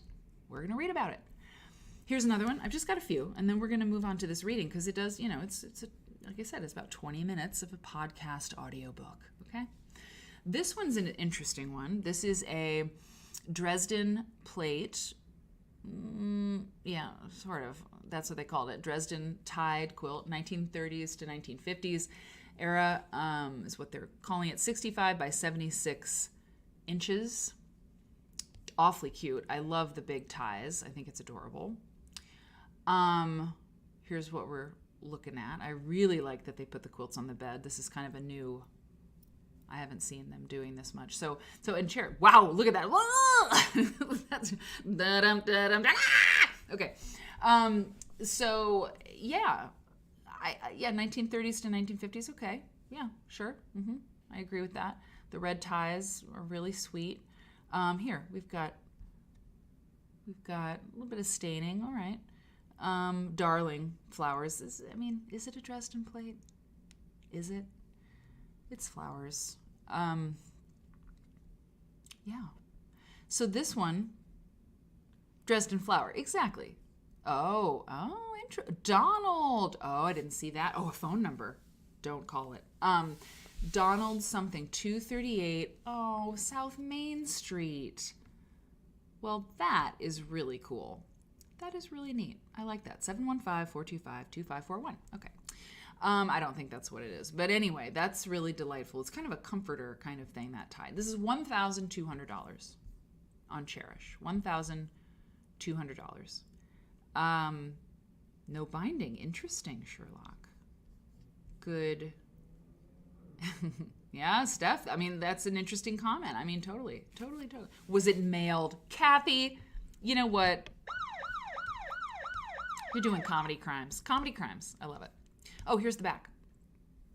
It's kind of wild. It looks like something I'd make, to be honest with you. So, yeah, $1,200. Interesting. Oh, this is a great style shot. That's great. If you ever need to take a picture of a quilt, do that. Perfect. Look at that. Beautiful. Quilt Folk sells amazing quilt ladders now. They're so beautiful. Mike's brother makes them. They're incredible. They're not cheap, but they're handmade. Amazing. So go to quiltfolk.com and buy one today. Anyway, so $1,200. Okay, and then the last one before I read this thing. Do y'all recognize this? When I saw this, I was like, well, we have to talk about this because you all remember this quilt, this tumbling blocks quilt, the ubiquitous tumbling blocks quilt. I didn't grab a picture of the actual thing, but I'll bet you, Lord help me, that tumbling blocks. Yeah, there it is. Is that right? Did I get it? Hang on. Maybe not. But you know the one. It's published in all of the books. And so this is offered on Cherish, and it's offered it's the enormous tumbling blocks quilt, mid-century. They call it again, mid-century. This is a mass manufactured quilt, actually. And I looked up Quilts Unlimited, you guys. So this has a tag, Quilts Unlimited, Williamsburg, Virginia, Lewisburg, West Virginia, the Homestead, Snowmass, Colorado, and Charlottesville, Virginia. So this quilt was made it was manufactured. And that's a tag. That's a tag in a factory, right? I looked up Quilts Unlimited, and I wanted to have enough for a segment, but I don't have enough yet. If anybody, hey, you know what? Please write something about Quilts Unlimited. Very interesting. I know. I can see Word and Bird Nerd already. This is what Word and Bird Nerd's doing. Like a little badger. Like a little Quilt Nerd badger. And she probably already, you already got it. You already got it. The do not remove tag, that's right. Look at this. This is Kathy. Anyway, and God bless her. So listen, if you find anything that's really interesting. So why does it ring the bell? Well, Mother Nature, they were very active. And look at this thing. So they made this. And look, but it's like half of the size of the one anyway. They say mid-century. So the Cherish listing says mid-century. But Quilts Unlimited was doing things like, I don't know, in the 80s. They established their thing in 81. So, okay, and this quilt is $1,200 also. So, oh, and then, okay, there is one more, but very briefly. The yo-yo quilt is, what? Did I not have, I don't have the price on the yo-yo quilt. It's really high. It's very high. Hang on. Cherish.com, yo-yo quilt. Ah, great. This one is, oh, yes. This is the big finale. $3,200. $3,200 for a yo-yo quilt. I mean, hell yeah. Like, do it. Do it. I have seen these quilts for literally $20. So what's the deal? What's the deal? Okay. Well, I think it has to do something with, hey, Caitlin, with use value. Okay? Use value. So, here's what we're going to do. I'm going to read to you something that changed my life. Honestly, it did. It changed how I see quilts. And a lot of the things in this book, at least a few essays in this book, did that. Which is why I really like the book. So, there is a, I have a visual aid. That's right. Wow. I'm going to read this to you, and if you are sewing, it's like perfect. If you are, I don't know, biting your nails, it's probably perfect. You just listen, okay? And I have, the few little visuals I have here are just like vocabulary words, because when I come to a few things that you might need a visual for, I tried to anticipate that and put it up on the screen. This was published in 1994. It's called Quilt Value and the Marxist Theory of Value. Okay, quilt value. Quilt value. So it's about what we're talking about. How do you price quilts? How do you put a price on quilts? How do you value them? Nora Ruth Roberts wrote this. Now, here's what I'm going to do. I'm going to show you something, okay? So this is the first page, just this one side, okay?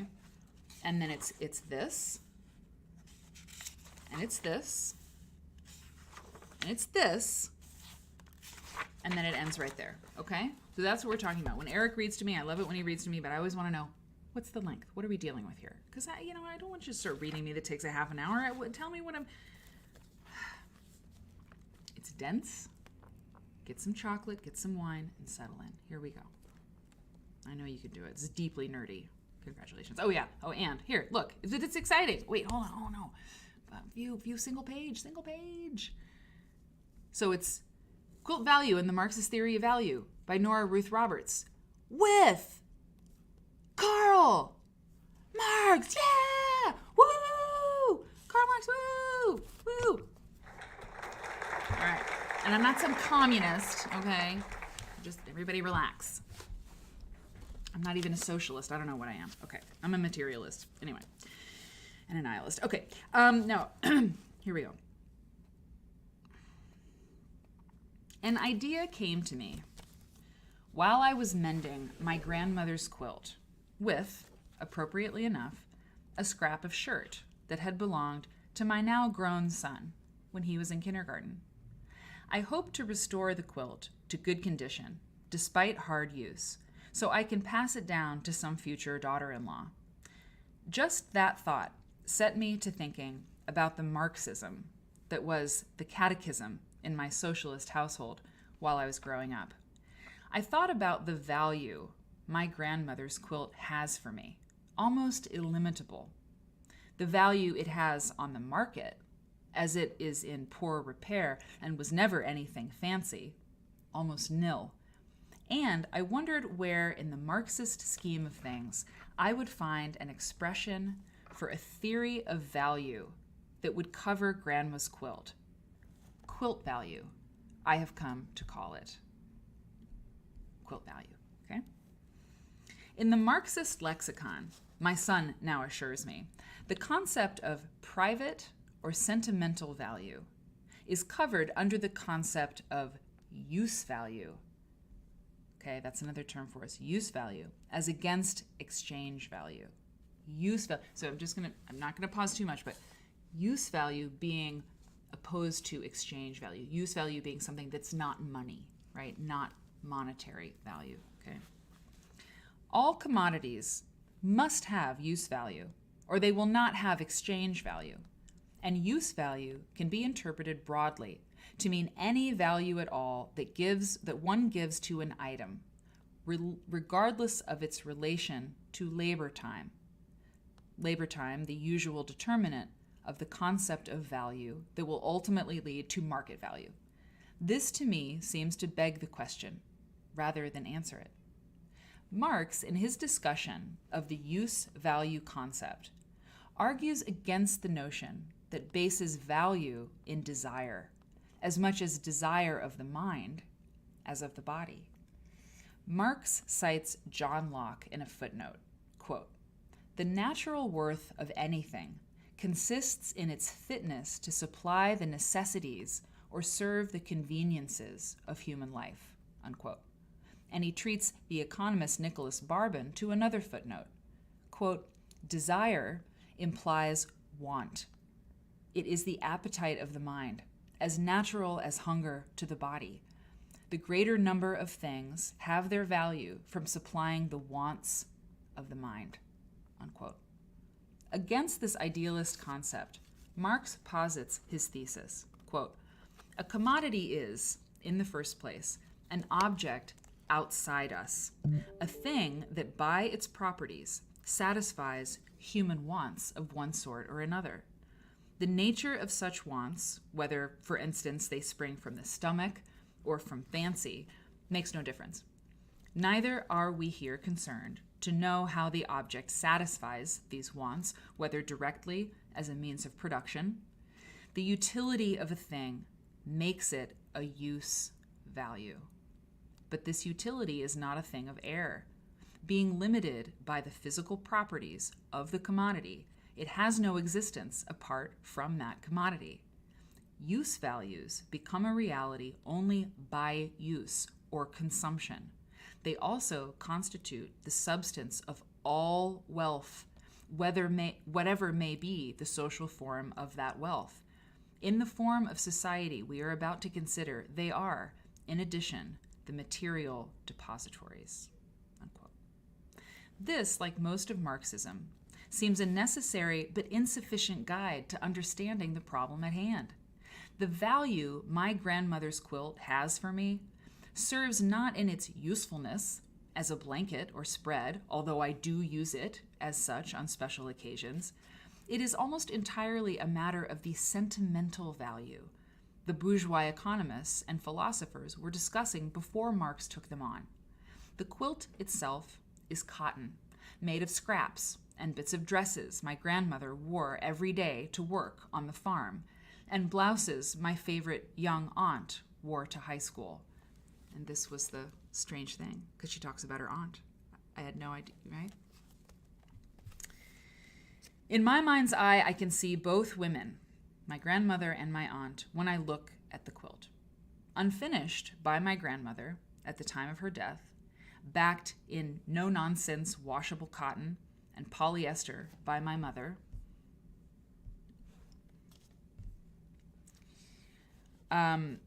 The quilt links me through the female line to my own childhood and to precious memories of my grandmother standing close beside me or showing me how to do some chore or other.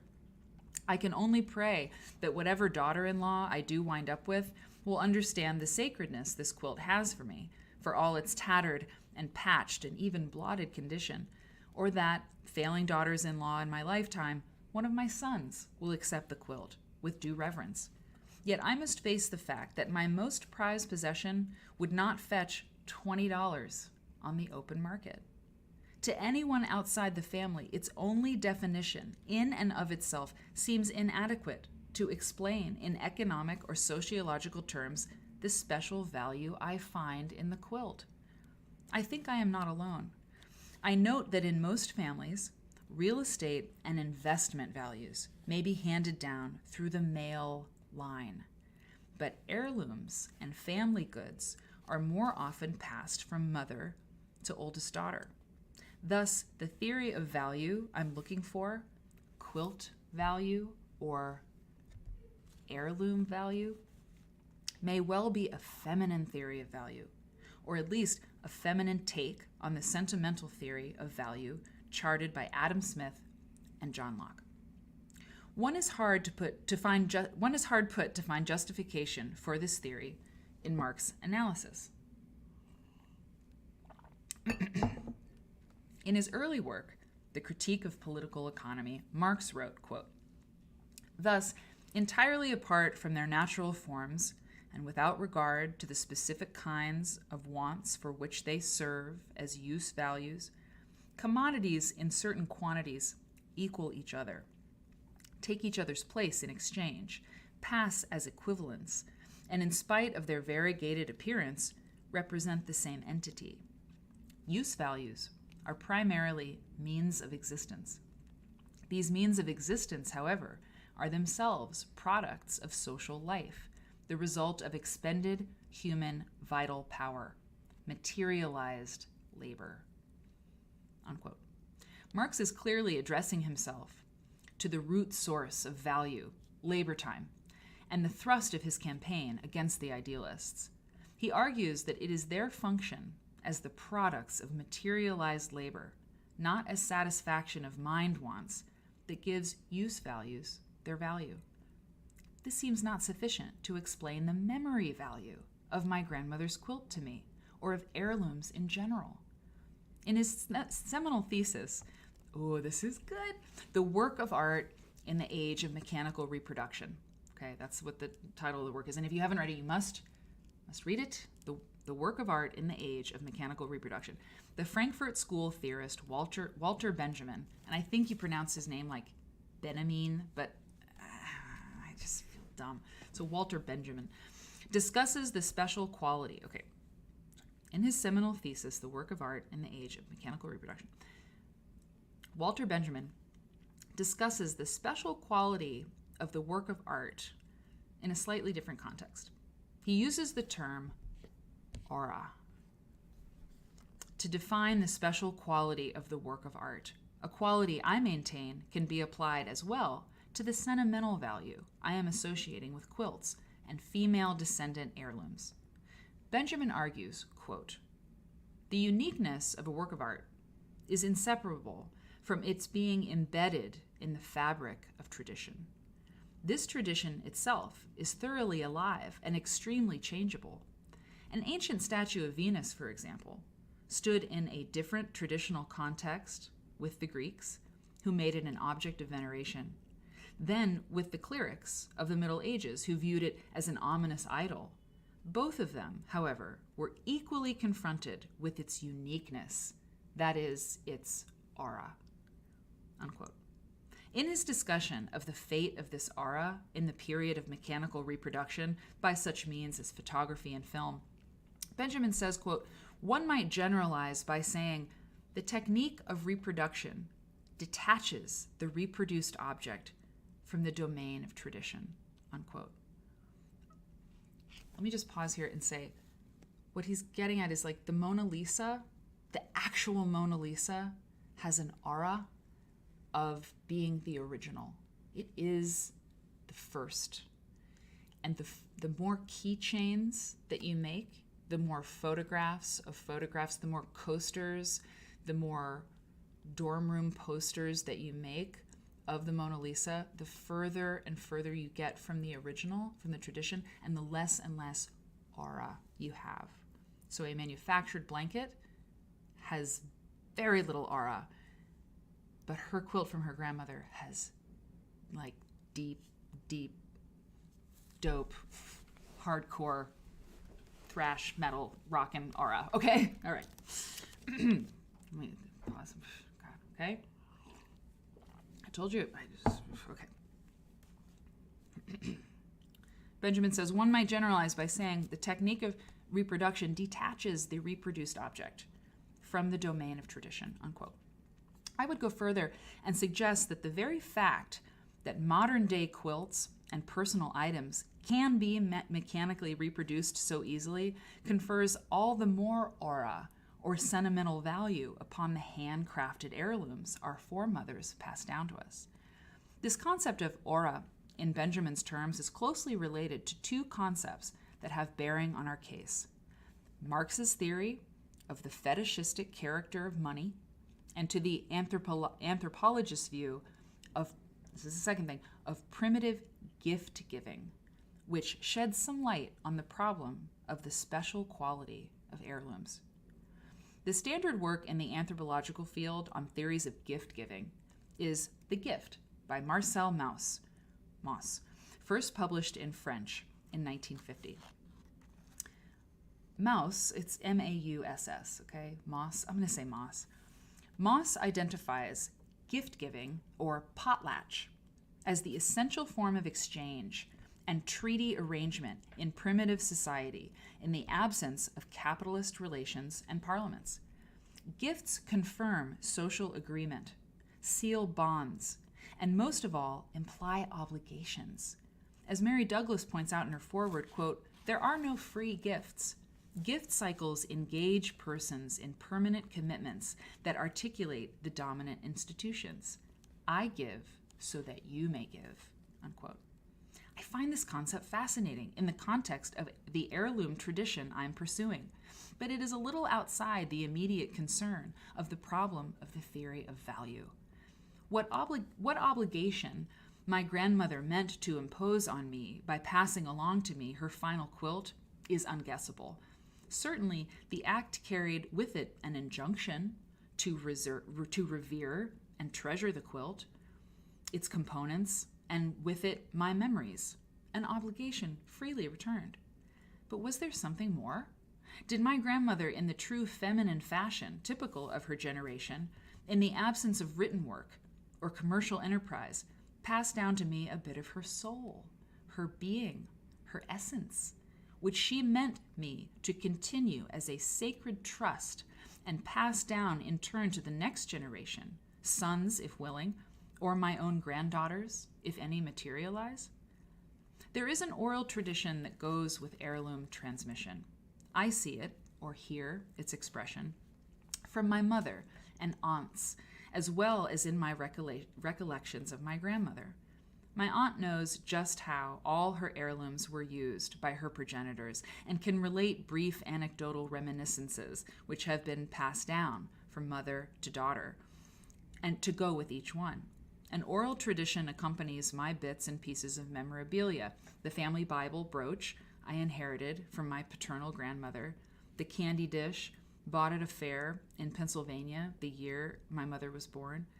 According to Mauss, the Maori have a word for this variation of Benjamin's aura, taonga. Mauss's analysis is heavily freighted with contemporary economic equivalents. He sees in the system of the taonga a primitive system of barter, and stresses the obligatory aspect of the exchange and the return. While Mauss may very well be reporting accurately, I am hard put to apply the concept of obligation to modern heirlooms. The obligation involved is not to return a like gift, but to cherish and continue the gift itself and its oral aura, right? Oral, like oral tradition, aura, oral aura. In contemporary society, it's difficult to analyze here how these items fell into female rather than male hands, and why women seem to feel instinctively that another woman, a daughter-in-law, or granddaughter, will be more likely to respect the implied how than will a male heir. Now, she uses this word, by the way, I'm breaking off just a second. Jill, I am so with you. So she uses this word how, and if somebody knows what this is, she didn't define it, which is odd. I think the editor missed a moment because she uses this, but she will mention it again. So how, or how, maybe one of you, is vital essence. It's a Polynesian term, okay? Vital essence, vitality of a person, place, or object, okay? So, hang on. You're doing very well, okay? You're doing very well. This is very important stuff, okay? That the question goes beyond, so she's asking why women and not men. That the question goes beyond merely economic obligation to return can be seen in Mauss's discussion of fellow anthropologist Brown's report on Australian tribes. Quote, Brown again reports on the rituals of meeting after a long separation, the act of embrace, the greeting made in tears, and shows how the exchange of presents, like gifts, okay, is their equivalent, and how feelings and persons are mixed up together. In short, this represents an intermingling. Souls are mixed up with things, things with souls. Lives are mingled together, and this is how, among persons and things so intermingled, each emerges from their own sphere and mixes together. This is precisely what contract and exchange are." Unquote. Marx gives us passing acknowledgement of the power of a commodity to confer an aura in his discussion of the fetishistic character of money. So this is the second thing she brought up. In so doing, he would seem to be answering Adam Smith, who, in his 1759 discussion of the theory of moral sentiments, says, quote, "Though it is in order to supply the necessities and conveniences of the body that the advantages of external fortune are originally recommended to us, yet we cannot live long in the world without perceiving that the respect of our equals, our credit and rank in the society we live in, depend very much upon the degree in which we possess, or are supposed to possess, those advantages. The desire of becoming the proper objects of this respect, of deserving and obtaining this credit and rank among our equals, is perhaps the strongest of all our desires, and our anxiety to obtain the advantages of fortune is, accordingly, much more excited and irritated by this desire than by that of supplying all the necessities and conveniences of the body, which are always very easily supplied to." Unquote. We want to be rich, right? We can get what we need, but we want to have more. Okay. It goes without saying that the we Adam Smith refers to are men, and that the credit of equals he discusses as essential is the good opinion of other men, bought by the show of commodities. No doubt women of all commercial ages have been affected by the same desire to display what their husbands can provide for them. But the how, the soul mingling of the passing down of heirlooms, appears to have another quality that in this context seems peculiarly feminine. Outside the sphere of getting and spending, women pass down their soul bits and oral traditions as life forces, as traditions, more in keeping with a feminine take on Benjamin's aura than the social prestige conferring qualities of the commodity inherent in Adam Smith's and Marx concept of the fetishistic quality of commodity. Marx answers Adam Smith by arguing that all commodities derive their value from abstract human labor, and it is that quality that underlies the so-called mystery of the social prestige inherent in owning them. Quote, "A commodity is therefore a mysterious thing, simply because in it the social character of men's labor appears to them as an objective character stamped upon the product of that labor. Because the relation of the producer to the sum total of their own labor is presented to them as a social relation, existing not between themselves, but between the products of their labor. This is the reason why the products of labor become commodities, social things whose qualities are at the same time perceptible and imperceptible by the senses." Unquote. By reducing the factor of aura, or how, or fetish, to a matter of determinable labor time, Marx seems to have explained the inexplicable. Markers of the human soul are nothing more than the use-value aspects of commodities, whose market value can be socially determined in verifiable terms. This seems to be the very problem Henry James was conjuring in his depiction of the entrepreneur Adam Verver in The Golden Bowl. As an American from a historically deprived culture, but with plenty of cash, Verver sets out to buy all the artifacts and goods and castles, even princes, he can to confer upon himself the aura of a prestigious feudal overlord. In Marx's terms, his acquisitions, including the prince he buys for his daughter, may be determinable in terms of the fetishistic quality of labor time. Verver has exploited labor back home in his factory, and that labor time and surplus value now take on the expression of golden bowls, English country houses, and Italian princes. Where Marx closes off the discussion with a finality, James leaves the door open for the entry of the irrational, of love, of humanity, of the soul, all questions left in problematic form by the onslaught of the ververs with their money and commodity and aura fetishes. It is at that point in the discussion of the fetishistic character of the commodity that Marx seems to come the closest to providing an answer for the mystery of the how, or quilt value. You're doing great. We're in the home stretch. You're doing good. The how, or the quilt value, I have defined as a feminine system of value. And yet, it is at this point that the two concepts seem to most diverge. While Marx's answer to Adam Smith may sufficiently reduce the guilt, G-I-L-T, guilt of social prestige to a matter rationalized in labor time that can be commanded, that answer seems inadequate to address the question of the soul-mingling aura of my grandmother's quilt and of heirlooms in general. The cleavage. Cleavage? We got cleavage, people. We got heart cleavage. We got heart cleavage. Okay, you're doing good. You're doing good. And you know what? Oh God, I dropped the book, but here let me show you something. Just to give you, this is your gift right now before we, look, you want to know what cleavage is? That's it. That's some heart cleavage right there. We've got cleavage. That's weird. And I dropped the book, and okay, here we go. We're in the last piece. Oh my God. Here we go. But that's cleavage. When you've got a heart with a deep V, we call that applique heart cleavage. Okay. Had your break. Let me get some wine. Oh God. All right. Oh my God. Yeah. Okay. Oh yeah.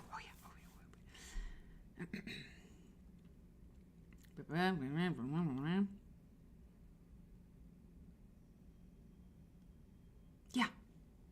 Marx's answer to Adam Smith, he's talking about social prestige, but the answer seems inadequate to address the question of the soul-mingling aura of my grandmother's quilt and of heirlooms in general. The cleavage widens when we consider the question of how many imponderables of the human soul cannot be sufficiently answered by Marx's theory, even his theory of the fetishistic quality of commodities. Why does advertising work? Marx postulates the concept of socially necessary labor time.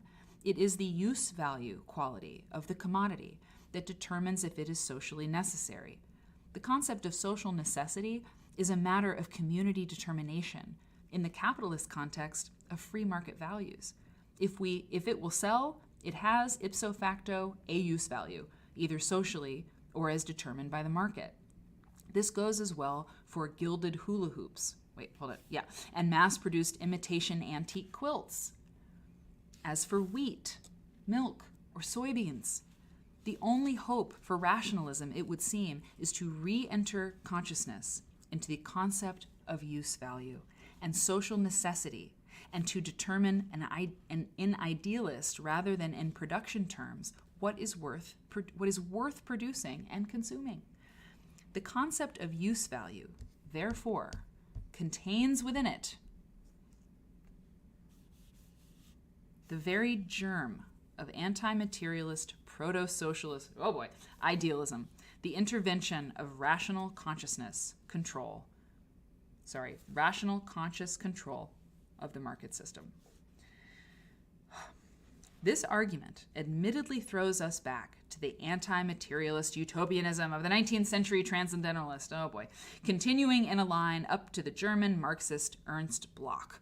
Of the two, Bloch is more convincing. While Bronson Alcott's Fruitlands Community was a dismal failure, and Louisa May Alcott's Little Men may seem unrealistically smarmy, Bloch posits a role for utopianism that can conceivably be integrated into a Marxist or materialist enterprise. Bloch suggests an essential function for utopianism as a, quote, critique of what is present, unquote.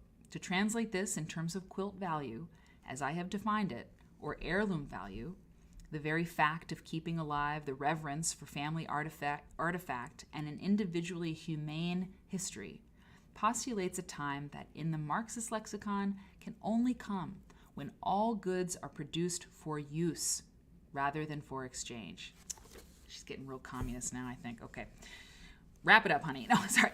Okay, just hang on. By reverencing, I'm kidding. Listen. By reverencing these values in the here and now, reified in the goods and items passed on from one generation to the next, the female keepers of these vessels of human history postulate the utopia that criticizes the inherently over-materialistic present.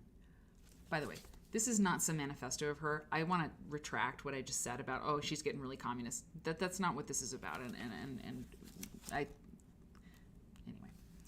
Heirlooms serve as the antithesis of the insistent newness of TV commercialism and magazine ads. As Block quotes Oscar Wilde, quote, "A map of the world that does not include utopia is not worth glancing at," unquote. God bless you. While Block discusses advertising as trading on a certain utopianism for material intent, it's clear that heirlooms embody a peculiarly human value. Commercial items may embody human values of time and labor, and as Marx discusses in the fetish chapter and Henry James illustrates, such values may signify one person's control over other men and women and children who labor to produce the goods he flaunts. The human value embodied in heirlooms and quilts is of a more personal, if you will, more human quality. In that way, this human value posits the possibility of a more humane, more rational way of calculating what to produce and what to spend our labor hours doing. In suggesting the possibility of an aura of human potential, heirlooms suggest in their very existence the superseding of capitalism and the market economy. Of course, such a notion is in itself somewhat utopian. As Block says, quote, "It has become clear that capitalist society is based on the unlimited profit motive and price quantification of all of its objects, and thus it is the commodity category that rules all relations, including the mathematical natural sciences and even all the irrational diverging ideologies." Let me show you this. Hang on. What about this thing, right? Commenting on Block, speaking of a Derridian concept of trace, okay, which suggests the pure signification of the sort I've been discussing, Friedrich Jameson says, quote, "For the trace in Block is both an external object and an immediate experience. Its authenticity is certified before any conscious intellectual interpretation by the sheer glowing emblems in which some urgent yet utterly personal secret seems to be concealed." Hang on. Okay. The fact that we have the capacity to treasure non-marketable relics of family history and travel memorabilia, and can, in this generation, hope to convey such values to our sons as well as to our daughters, suggests that non-commercial, humanistic determinations may not need to wait for a future nirvana. We can, even now, as our foremothers did before us, experience ourselves as significant players in the drama of human continuity just by passing down our quilts.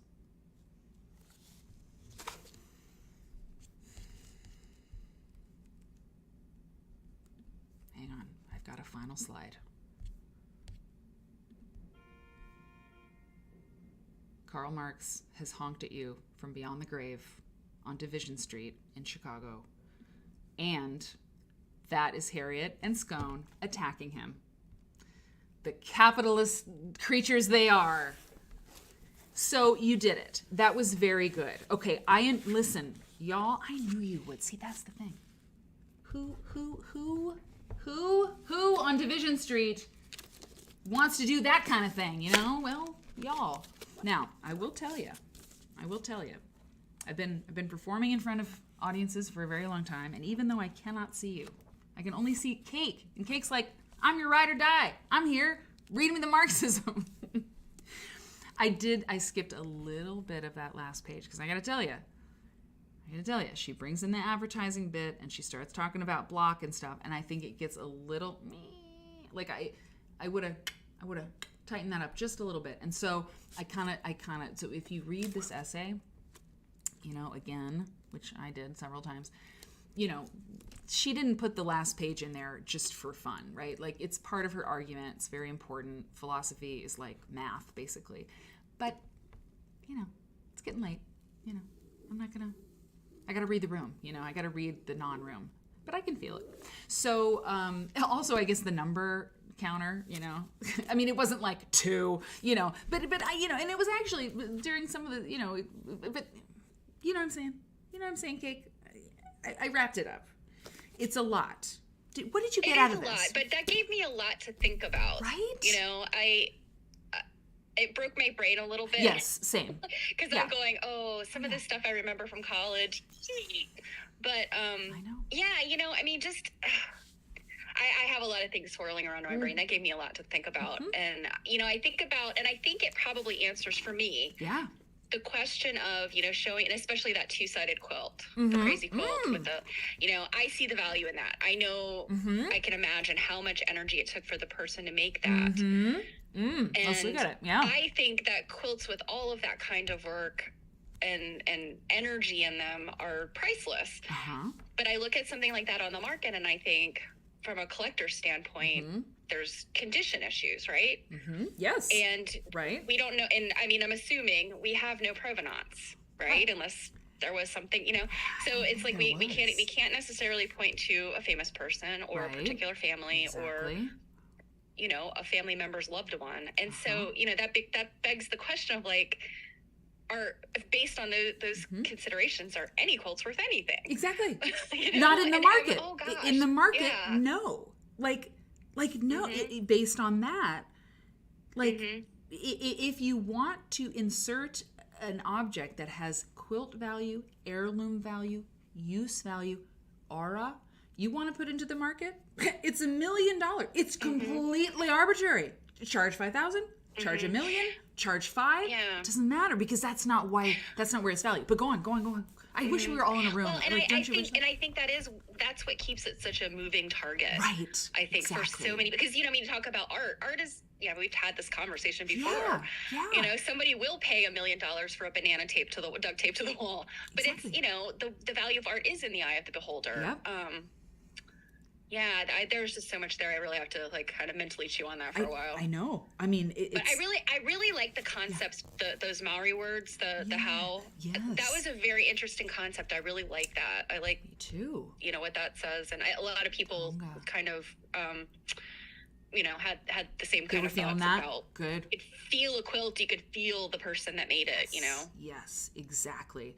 Taonga and aura, right? I mean, the aura of a quilt. Oh, here. Oh my God. Okay, listen. Hold on.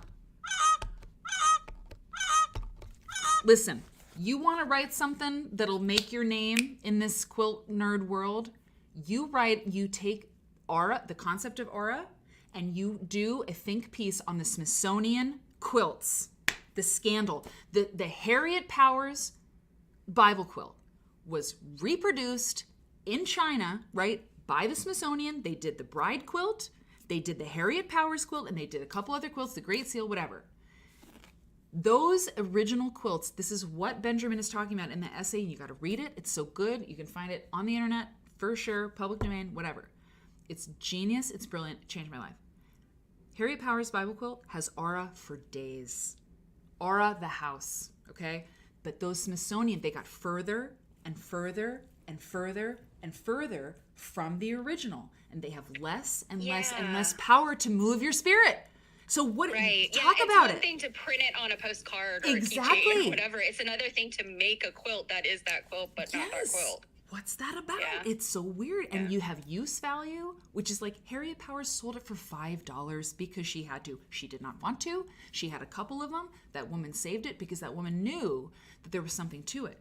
But the value of that thing is like, oh my God, it is spiritual at a point. Like it's a life. It's really beyond money.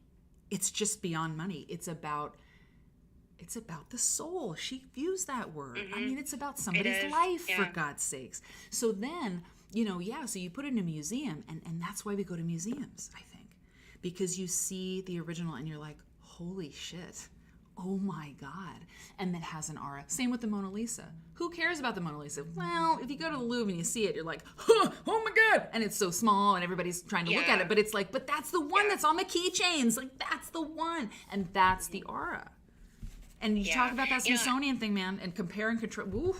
That's hot. I totally get it. I mean, when you see original pieces of artwork or even architecture, I remember when I was in Europe standing in front of a Gothic cathedral, and I was just floored. And, I'm not the kind of person that gets emotional about stuff. But yes, that, like, I've seen pictures of this stuff, and now I'm standing at its doorstep, and that just blew me away because of that aura. Exactly. And that's what it is. And until I read that essay, which I didn't read till last year, I took a photography class, like, when I was in London, I really, I was interested in, this photograph project anyway.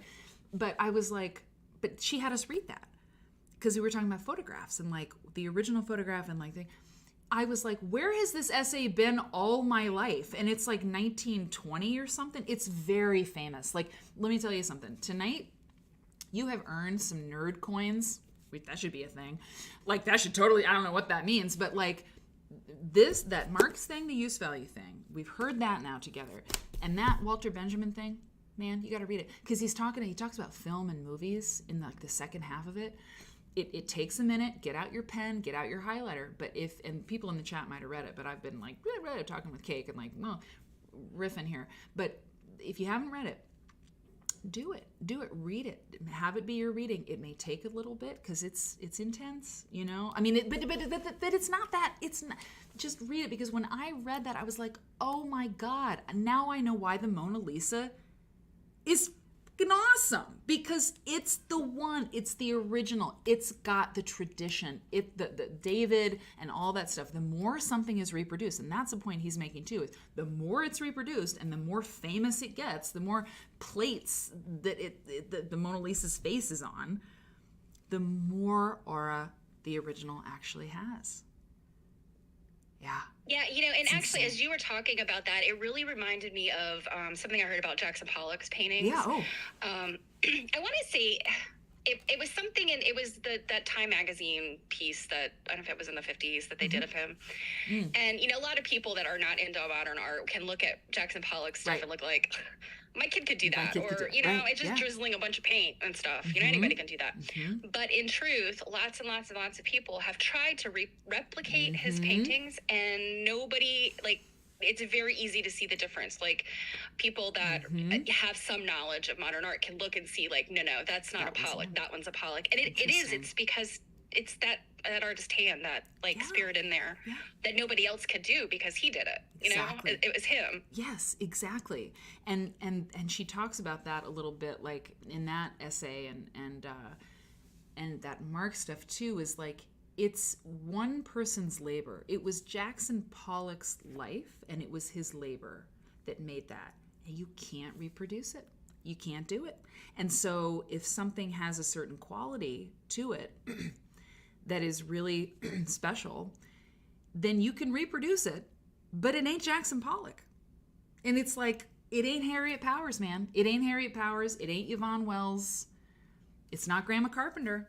You can totally make a Grandma Carpenter quilt, and it can be incredible, but it's not the one she made. And that is somewhat of an argument, probably kind of a strong argument, to keep Quilts Weird and do your own goddamn thing. Because there's only one of you. There's only one of you, and the aura that you have is singular. And so whatever you make that's yours, that's your aura. And other people can reproduce it, or no one will ever reproduce it, but it's still your thing. It is original to you. And I mean, it's a powerful thing for getting rid of the pattern and just trying something. I mean, you need a pattern to, I don't know. Stephanie Cake, you make hats and things, God. You don't have a pattern to tell you how to make an armature for a thing. I don't know, but you know what I'm saying. Use a pattern. I would need to have a pattern to make the quilt that wasn't just me cutting out shapes and applicating them onto a thing. But when I cut out a shape, it's my hand. Nobody's going to cut out a shape exactly like that, because, I have like this hand and like this brain and like, you know, the vision that's like the contacts or like, you know, I'm using these eyeballs and whatever, you know, so you know what I'm saying. Where's my medication? And I think you're kind of getting at sort of maybe the reason why my reaction to that basket quilt. Yeah. I mean, as interesting as the history of that is, and like my mom loves basket quilts, and so every time I see a basket quilt, I'm like, but you know, I mean, without knowing who made it, right? It's just like any other basket quilt, right? There are lots of basket quilts, a lot of and them. I mean, of course, if you love a basket quilt, then that might have that. You might be able to say that has that value for me, but to me, that's like, it's nice, it's pretty, yeah. But I've seen a million basket quilts. Yeah. And you could argue, as special as this quilt was for somebody, yeah, exactly. Like there's a million of them. So you know, it's sort of crazy that like even that this rubric we're talking about, like this aura and stuff, applies to quilts too. Like it applies to quilt. You just blew my mind with that, Cake. I didn't think about that. Like this woman who was making a handmade, you know, basket quilt, got it out of the newspaper, and somebody designed the original one. Like, you know, and it's interesting because it's not necessarily, well, it is a hierarchy. The way Benjamin talks about it is absolutely a hierarchy, because you've got the original and then you've got everything else. But there's also some pretty awesome, like beautiful I mean, like, you know, the super expensive, like at Liberty of London when I was in, you know, it's a department store, right? And they have this fabric and they have all this stuff, but it's this incredible department store. And there's like dishes that cost like 9,000 pounds, you know, for a plate. But it's this fabulous, like Mona Lisa, like side of her eye. And it's just so cool, man. And it's like, yeah, give me that. You know, I want that too. Like it's not to say that things that are apart from the original can't have value. You know, that's not what it is. It's just that it's different. That's why this is so complicated. It is so complicated, man. Babe's saying it's the creator's blood, sweat, and tears. That's what I'm saying. That's what I'm saying, babe. Exactly. It's like you all listen, and this is what Marx talks about too. All we really have is time. That's all we actually have in our lives. And so what you spend your time on is everything. And that's why he was so upset. You know, Marx was very upset, but he was very upset about, you know, this industrialization and the alienation. It was like, if you have a life and all you do is work in a factory and a whole lot of people on the planet are doing this kind of thing where, and it can look like many things, but you're putting a widget in a widget over and over. Oh, the children in the mills, the slaves in the fields, over and over. You have no connection to what you're making. You're just doing a thing over and over so the capitalists can make money. And that is what from what I understand, I'm not good at Marx, I'm not a Marxist, okay? But like the people who are rich, it's that they own the labor of a lot of people.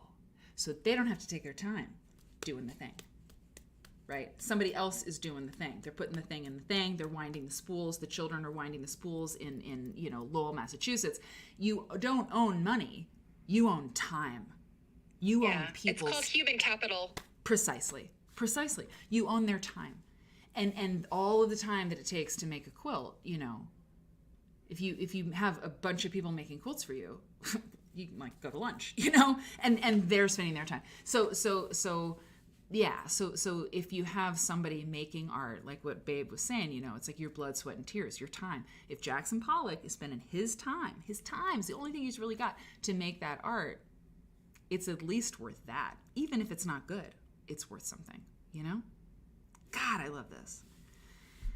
To be a Marxist, yeah. Sherlock's like, excuse me, you can be a Marxist. You know what? It is true. Actually, Marx is like, wow, I'm super into it. What people do with Marxism, what they, you know, Lenin stuff and all that, it's like such a drag. You know, same with capitalism. Capitalism's awesome.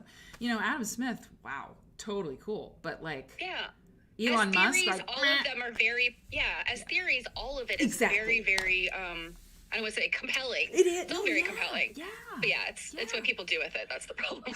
Human beings get in the way. Isn't that just a drag? Like, that's what I say. Like, communism, capitalism. They both get it. And I mean, barely capitalism wins out for me. I'm just like, do I have to pick one? Well, I like making Quilt Nerd and saying whatever I damn well please. So I guess I'll go with the caps. And I kind of like having soup that's not, I know. you know, bread and soup line kind of. I love my wine. I love my wine. But you know what? Here's something crazy.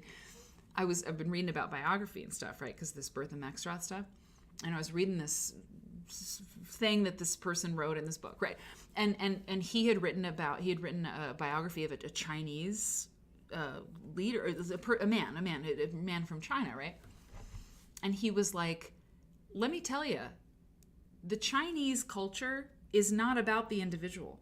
Writing a biography about a person in China, like writing a life of a Chinese man, is very different prospect from writing about an American woman, because the society is not about like vaunting the individual or like remembering the individual or keeping all these records about the individual. It's a different culture, and so it's like kind of tough.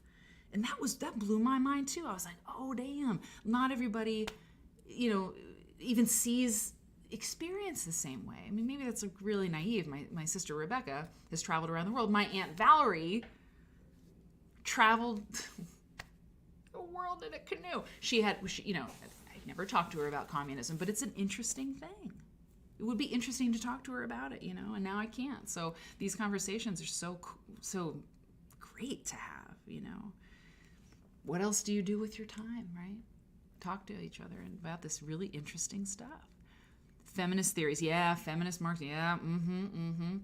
Babe, I always go right to your comment. It's just, it's attracted me. I spent time in a Chinese home as a house sitter. I can tell you that this is true. So interesting. Sherlock says, but even Marx walked back the teleological. You know what? Here's the thing. Teleological, and also that word I have never been able to use in a sentence. Neither can I really get my head around phenomenology. I have tried. There's actually a quilt-related paper about quilts and phenomenology, and I am really... Years I have really tried. Finally got ontological, finally got that. Phenomenology, I got nothing. I don't know what to tell you what it is. I don't know. It's experience, but anyway. Sherlock says, but even Marx walked back the teleological aspects of his theory toward the end of his life. He talked about the ways the working classes would claim power through the ballot box. Oh, damn. Really? Really? Did not know. Angelina, collectivism versus individualism. Indeed. And that stuff about the gift giving, wasn't that interesting in the essay about obligation, about, the potlatch idea, right? And the gift exchange. And, the word primitive, was used, and these different, the syntax and the word choices and things sometimes can make us go, but what they're talking about is, non-capitalist, what did she say? Parliamentary, whatever societies. It's like, I give you a gift and it's a bond, right? In these particular ways, it's a bond. I give you this. We have a relationship now. You have something from me, something material. So it's not like, so remember that, but it is like that. It's like, I gave you food today.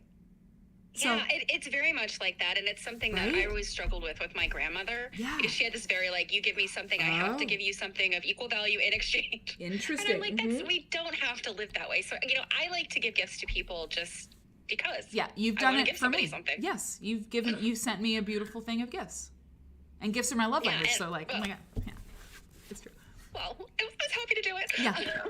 But yeah, that piece was so interesting to me because right? I think we really do live in this culture, and I know gift giving can be a little bit different in other cultures, but this time of year, you're going to run into somebody who's like, oh, I brought you this gift, and you're like, oh crap, Shit, I totally never thought about you.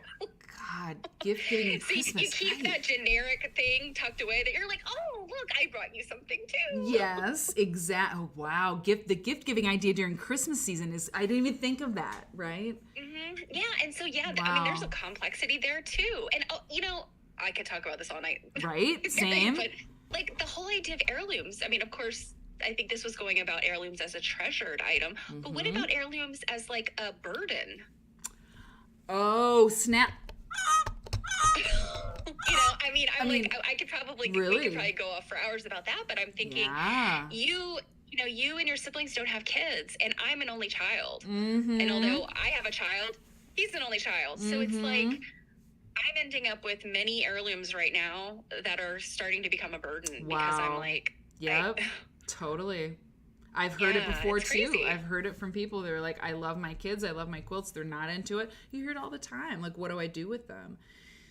Yeah, absolutely. Wow. God, it's so interesting. Oh my God.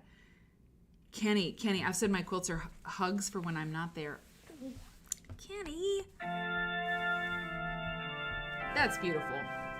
That's really beautiful. And you know what I like about that, Kenny, is like it's not so heavy, right? Because what she's saying is like super heavy. It's like my grandmother and this female line and this lineage, and she says my son too, so it's not a gender thing necessarily. But that too, by the way, the whole female lineage line heirloom value, that's this too. Somebody go for that. Take it in that direction. But Kenny, I like it. You're like, it's a hug. It's like, well, who doesn't need that? Cool. Give me that quilt, man. Like Uncle Kenny's quilt. I like really want it, because it's a hug. And it's really simple. It's okay. I'm hearing you, Stephanie K, says Kay, about the burden of heirlooms. I have 2 kids, but as adults, they don't want any of them. So they sadly are my burden to deal with. Yeah, and I would make it clear that I'm grateful for the things I have that I have, quote unquote, inherited. They were things that, for instance, my one grandmother passed away, the most recent family member we lost. And my mother's brothers wanted none of it. I was taking things out of the trash going like, what do you think you're doing? Wow. Yeah. So yeah, it's like another complicated thing. Yeah. So. Yeah. And I mean, and it makes the whole like reusing quilts, cutting them to make other things. I mean, it makes a really strong case for doing that. Yeah. I mean, it does. It just does. And if you can't see that, or, if a person refuses to see that, the sort of, with blinders on, I mean, using it for something else is better than not using it at all. The question is, like, what is this inherent heirloom quality? She talks about the soul and sort of passing it on to somebody else within the bloodline or within the family or something, and so then what it comes to me, what I always come back to with the whole cutting up quilts thing and reusing them for upholstery or whatever is like, how do we value this stuff? Which is exactly what she's talking about. How do we value the work of women? We don't. In a lot of ways, we don't, because if we did, none of that would be a question. We would probably have just a few quilts, just a few. We'd have like 6, okay? You'd have like 6. One would be your great-great-grandmother's, and one would be your great-grandmother's, and one would be your mom's, and 2 would be yours, and you would give them to your children.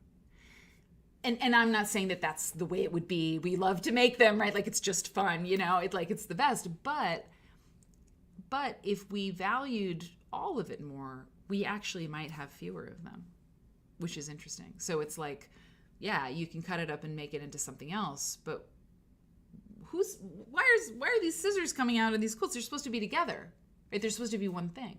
It's fascinating, endlessly fascinating. There's not a right answer, but reading things like that and like, I mean, God, that's why it's just amazing to me that quilts, they're gonna hold my attention forever, because we get to Marx through this. Fucking A. Like, I'm so here for it. I'm so excited, because I want to learn about that stuff. But do I just like go read the Communist Manifesto? Actually, I did. It's pretty good. It's not that long. It's pretty interesting stuff. But like, do I just go do that if I'm not like in school or like studying something? Once I'm 43 years old, like, I don't know. But if I read a quilt book and host this show and talk to you, Cake, and talk to you, well, now I kind of know something about Marxism, actually. That's really interesting.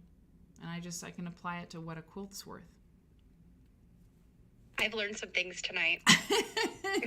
Same. My brain is like, blah, blah, blah, blah. And, you all stuck in. I mean, really good stuff. Jill Alex says, I think a major contributor to the devaluing of heirlooms is the creation of planned obsolescence. Yep. Which the time period when that came out matches with the younger generations, girl? Caitlin says, ooh, excellent question. Okay, Sherlock has a question. I wonder about the decay rate of art. Dissipation, yeah. Ooh, Yeah. you know what? Yeah, like the shelf life, right? You know, we don't have the chat up, Mary. Oh, we don't? Oh, no! Oh, my God! Oh, no! Damn.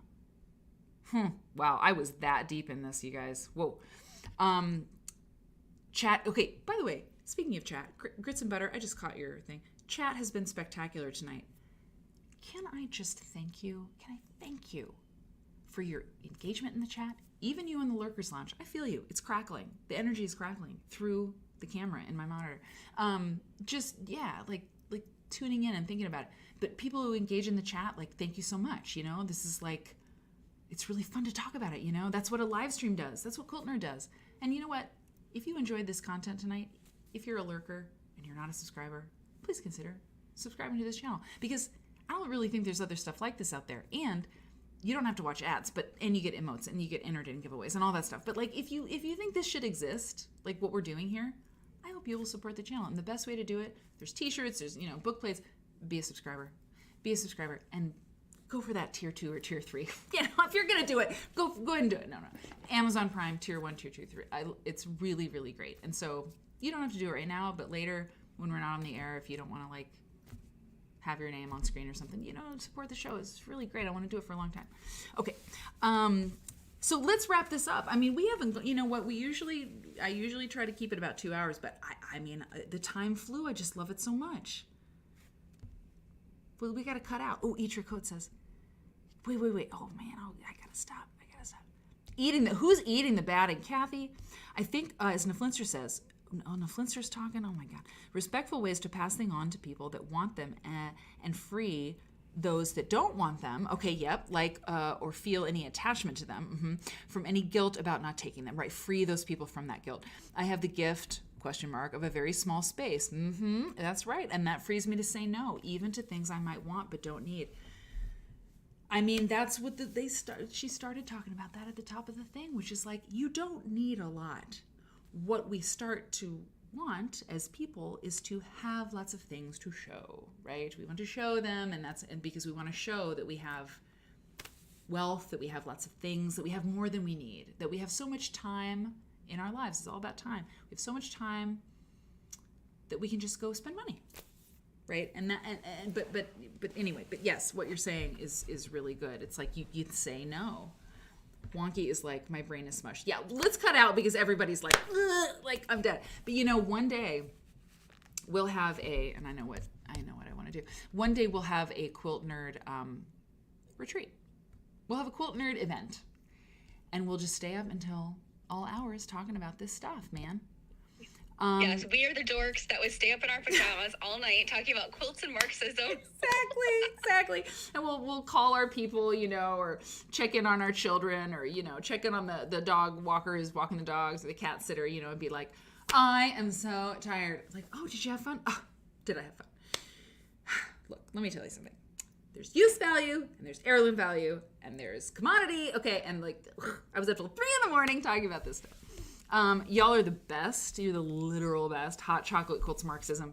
Angelina, you know what I'm talking about. Why we paint our fingernails, yay! And stitch. Oh my God, pajama party. Okay, oh my God. Babe, we aren't. That's all right. Let's continue this talk. I love that. I love it. And to see us off here, let me. That's my Aunt Valerie. God bless you. God bless you, and wherever you are right now, I mean, just you were amazing on the planet. Amazing. I love y'all, and I hope you have a good evening, and I will see you on Friday morning, 9 a.m. Central. We'll be back here. We're alive. Let's enjoy it.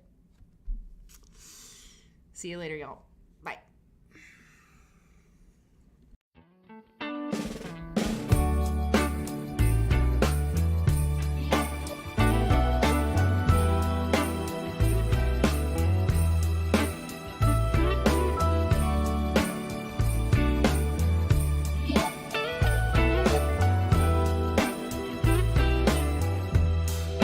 Merry Christmas, baby.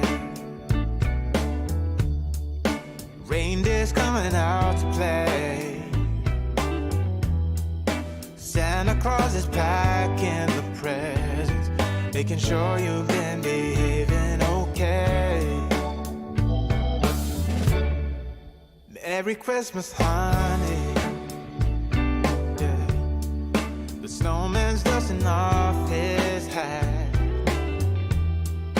putting on the show for everybody, to give him a smile that lasts another year. There's something that happens when sleigh bells are ringing, when December ends, when the children are singing, yeah. Merry Christmas, baby. Ooh, yeah. There's room at the table for big and for small. All the fire is popping, the chestnuts are cracking, yeah. Merry Christmas, baby. Merry Christmas, baby. The snow is laying 2 feet deep. Now wish upon a falling star, so all your secret dreams can come true. There's something that happens when sleigh bells are ringing, when December ends, when the children are singing, yeah. Merry Christmas, baby. Ooh, yeah. There's room at the table for big and for small. All the fire is popping, the chestnuts are cracking, yeah. Merry Christmas, baby.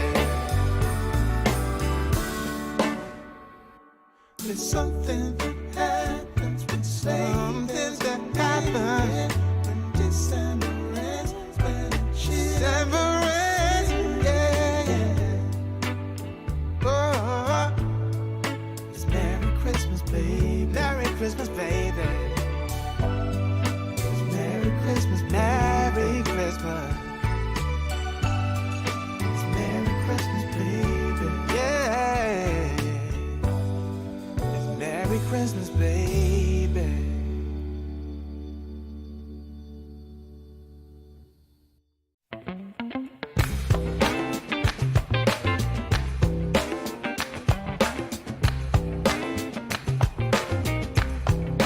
Christmas is coming, yeah. Start sending your letters off to Santa. Christmas is coming, yeah. Better be nice if you want your present. Tell all your brothers, sisters, mama and papa too. Christmas is coming, yeah. Staying up late looking out the window, yeah. Christmas is coming, yeah. Spotting some sleigh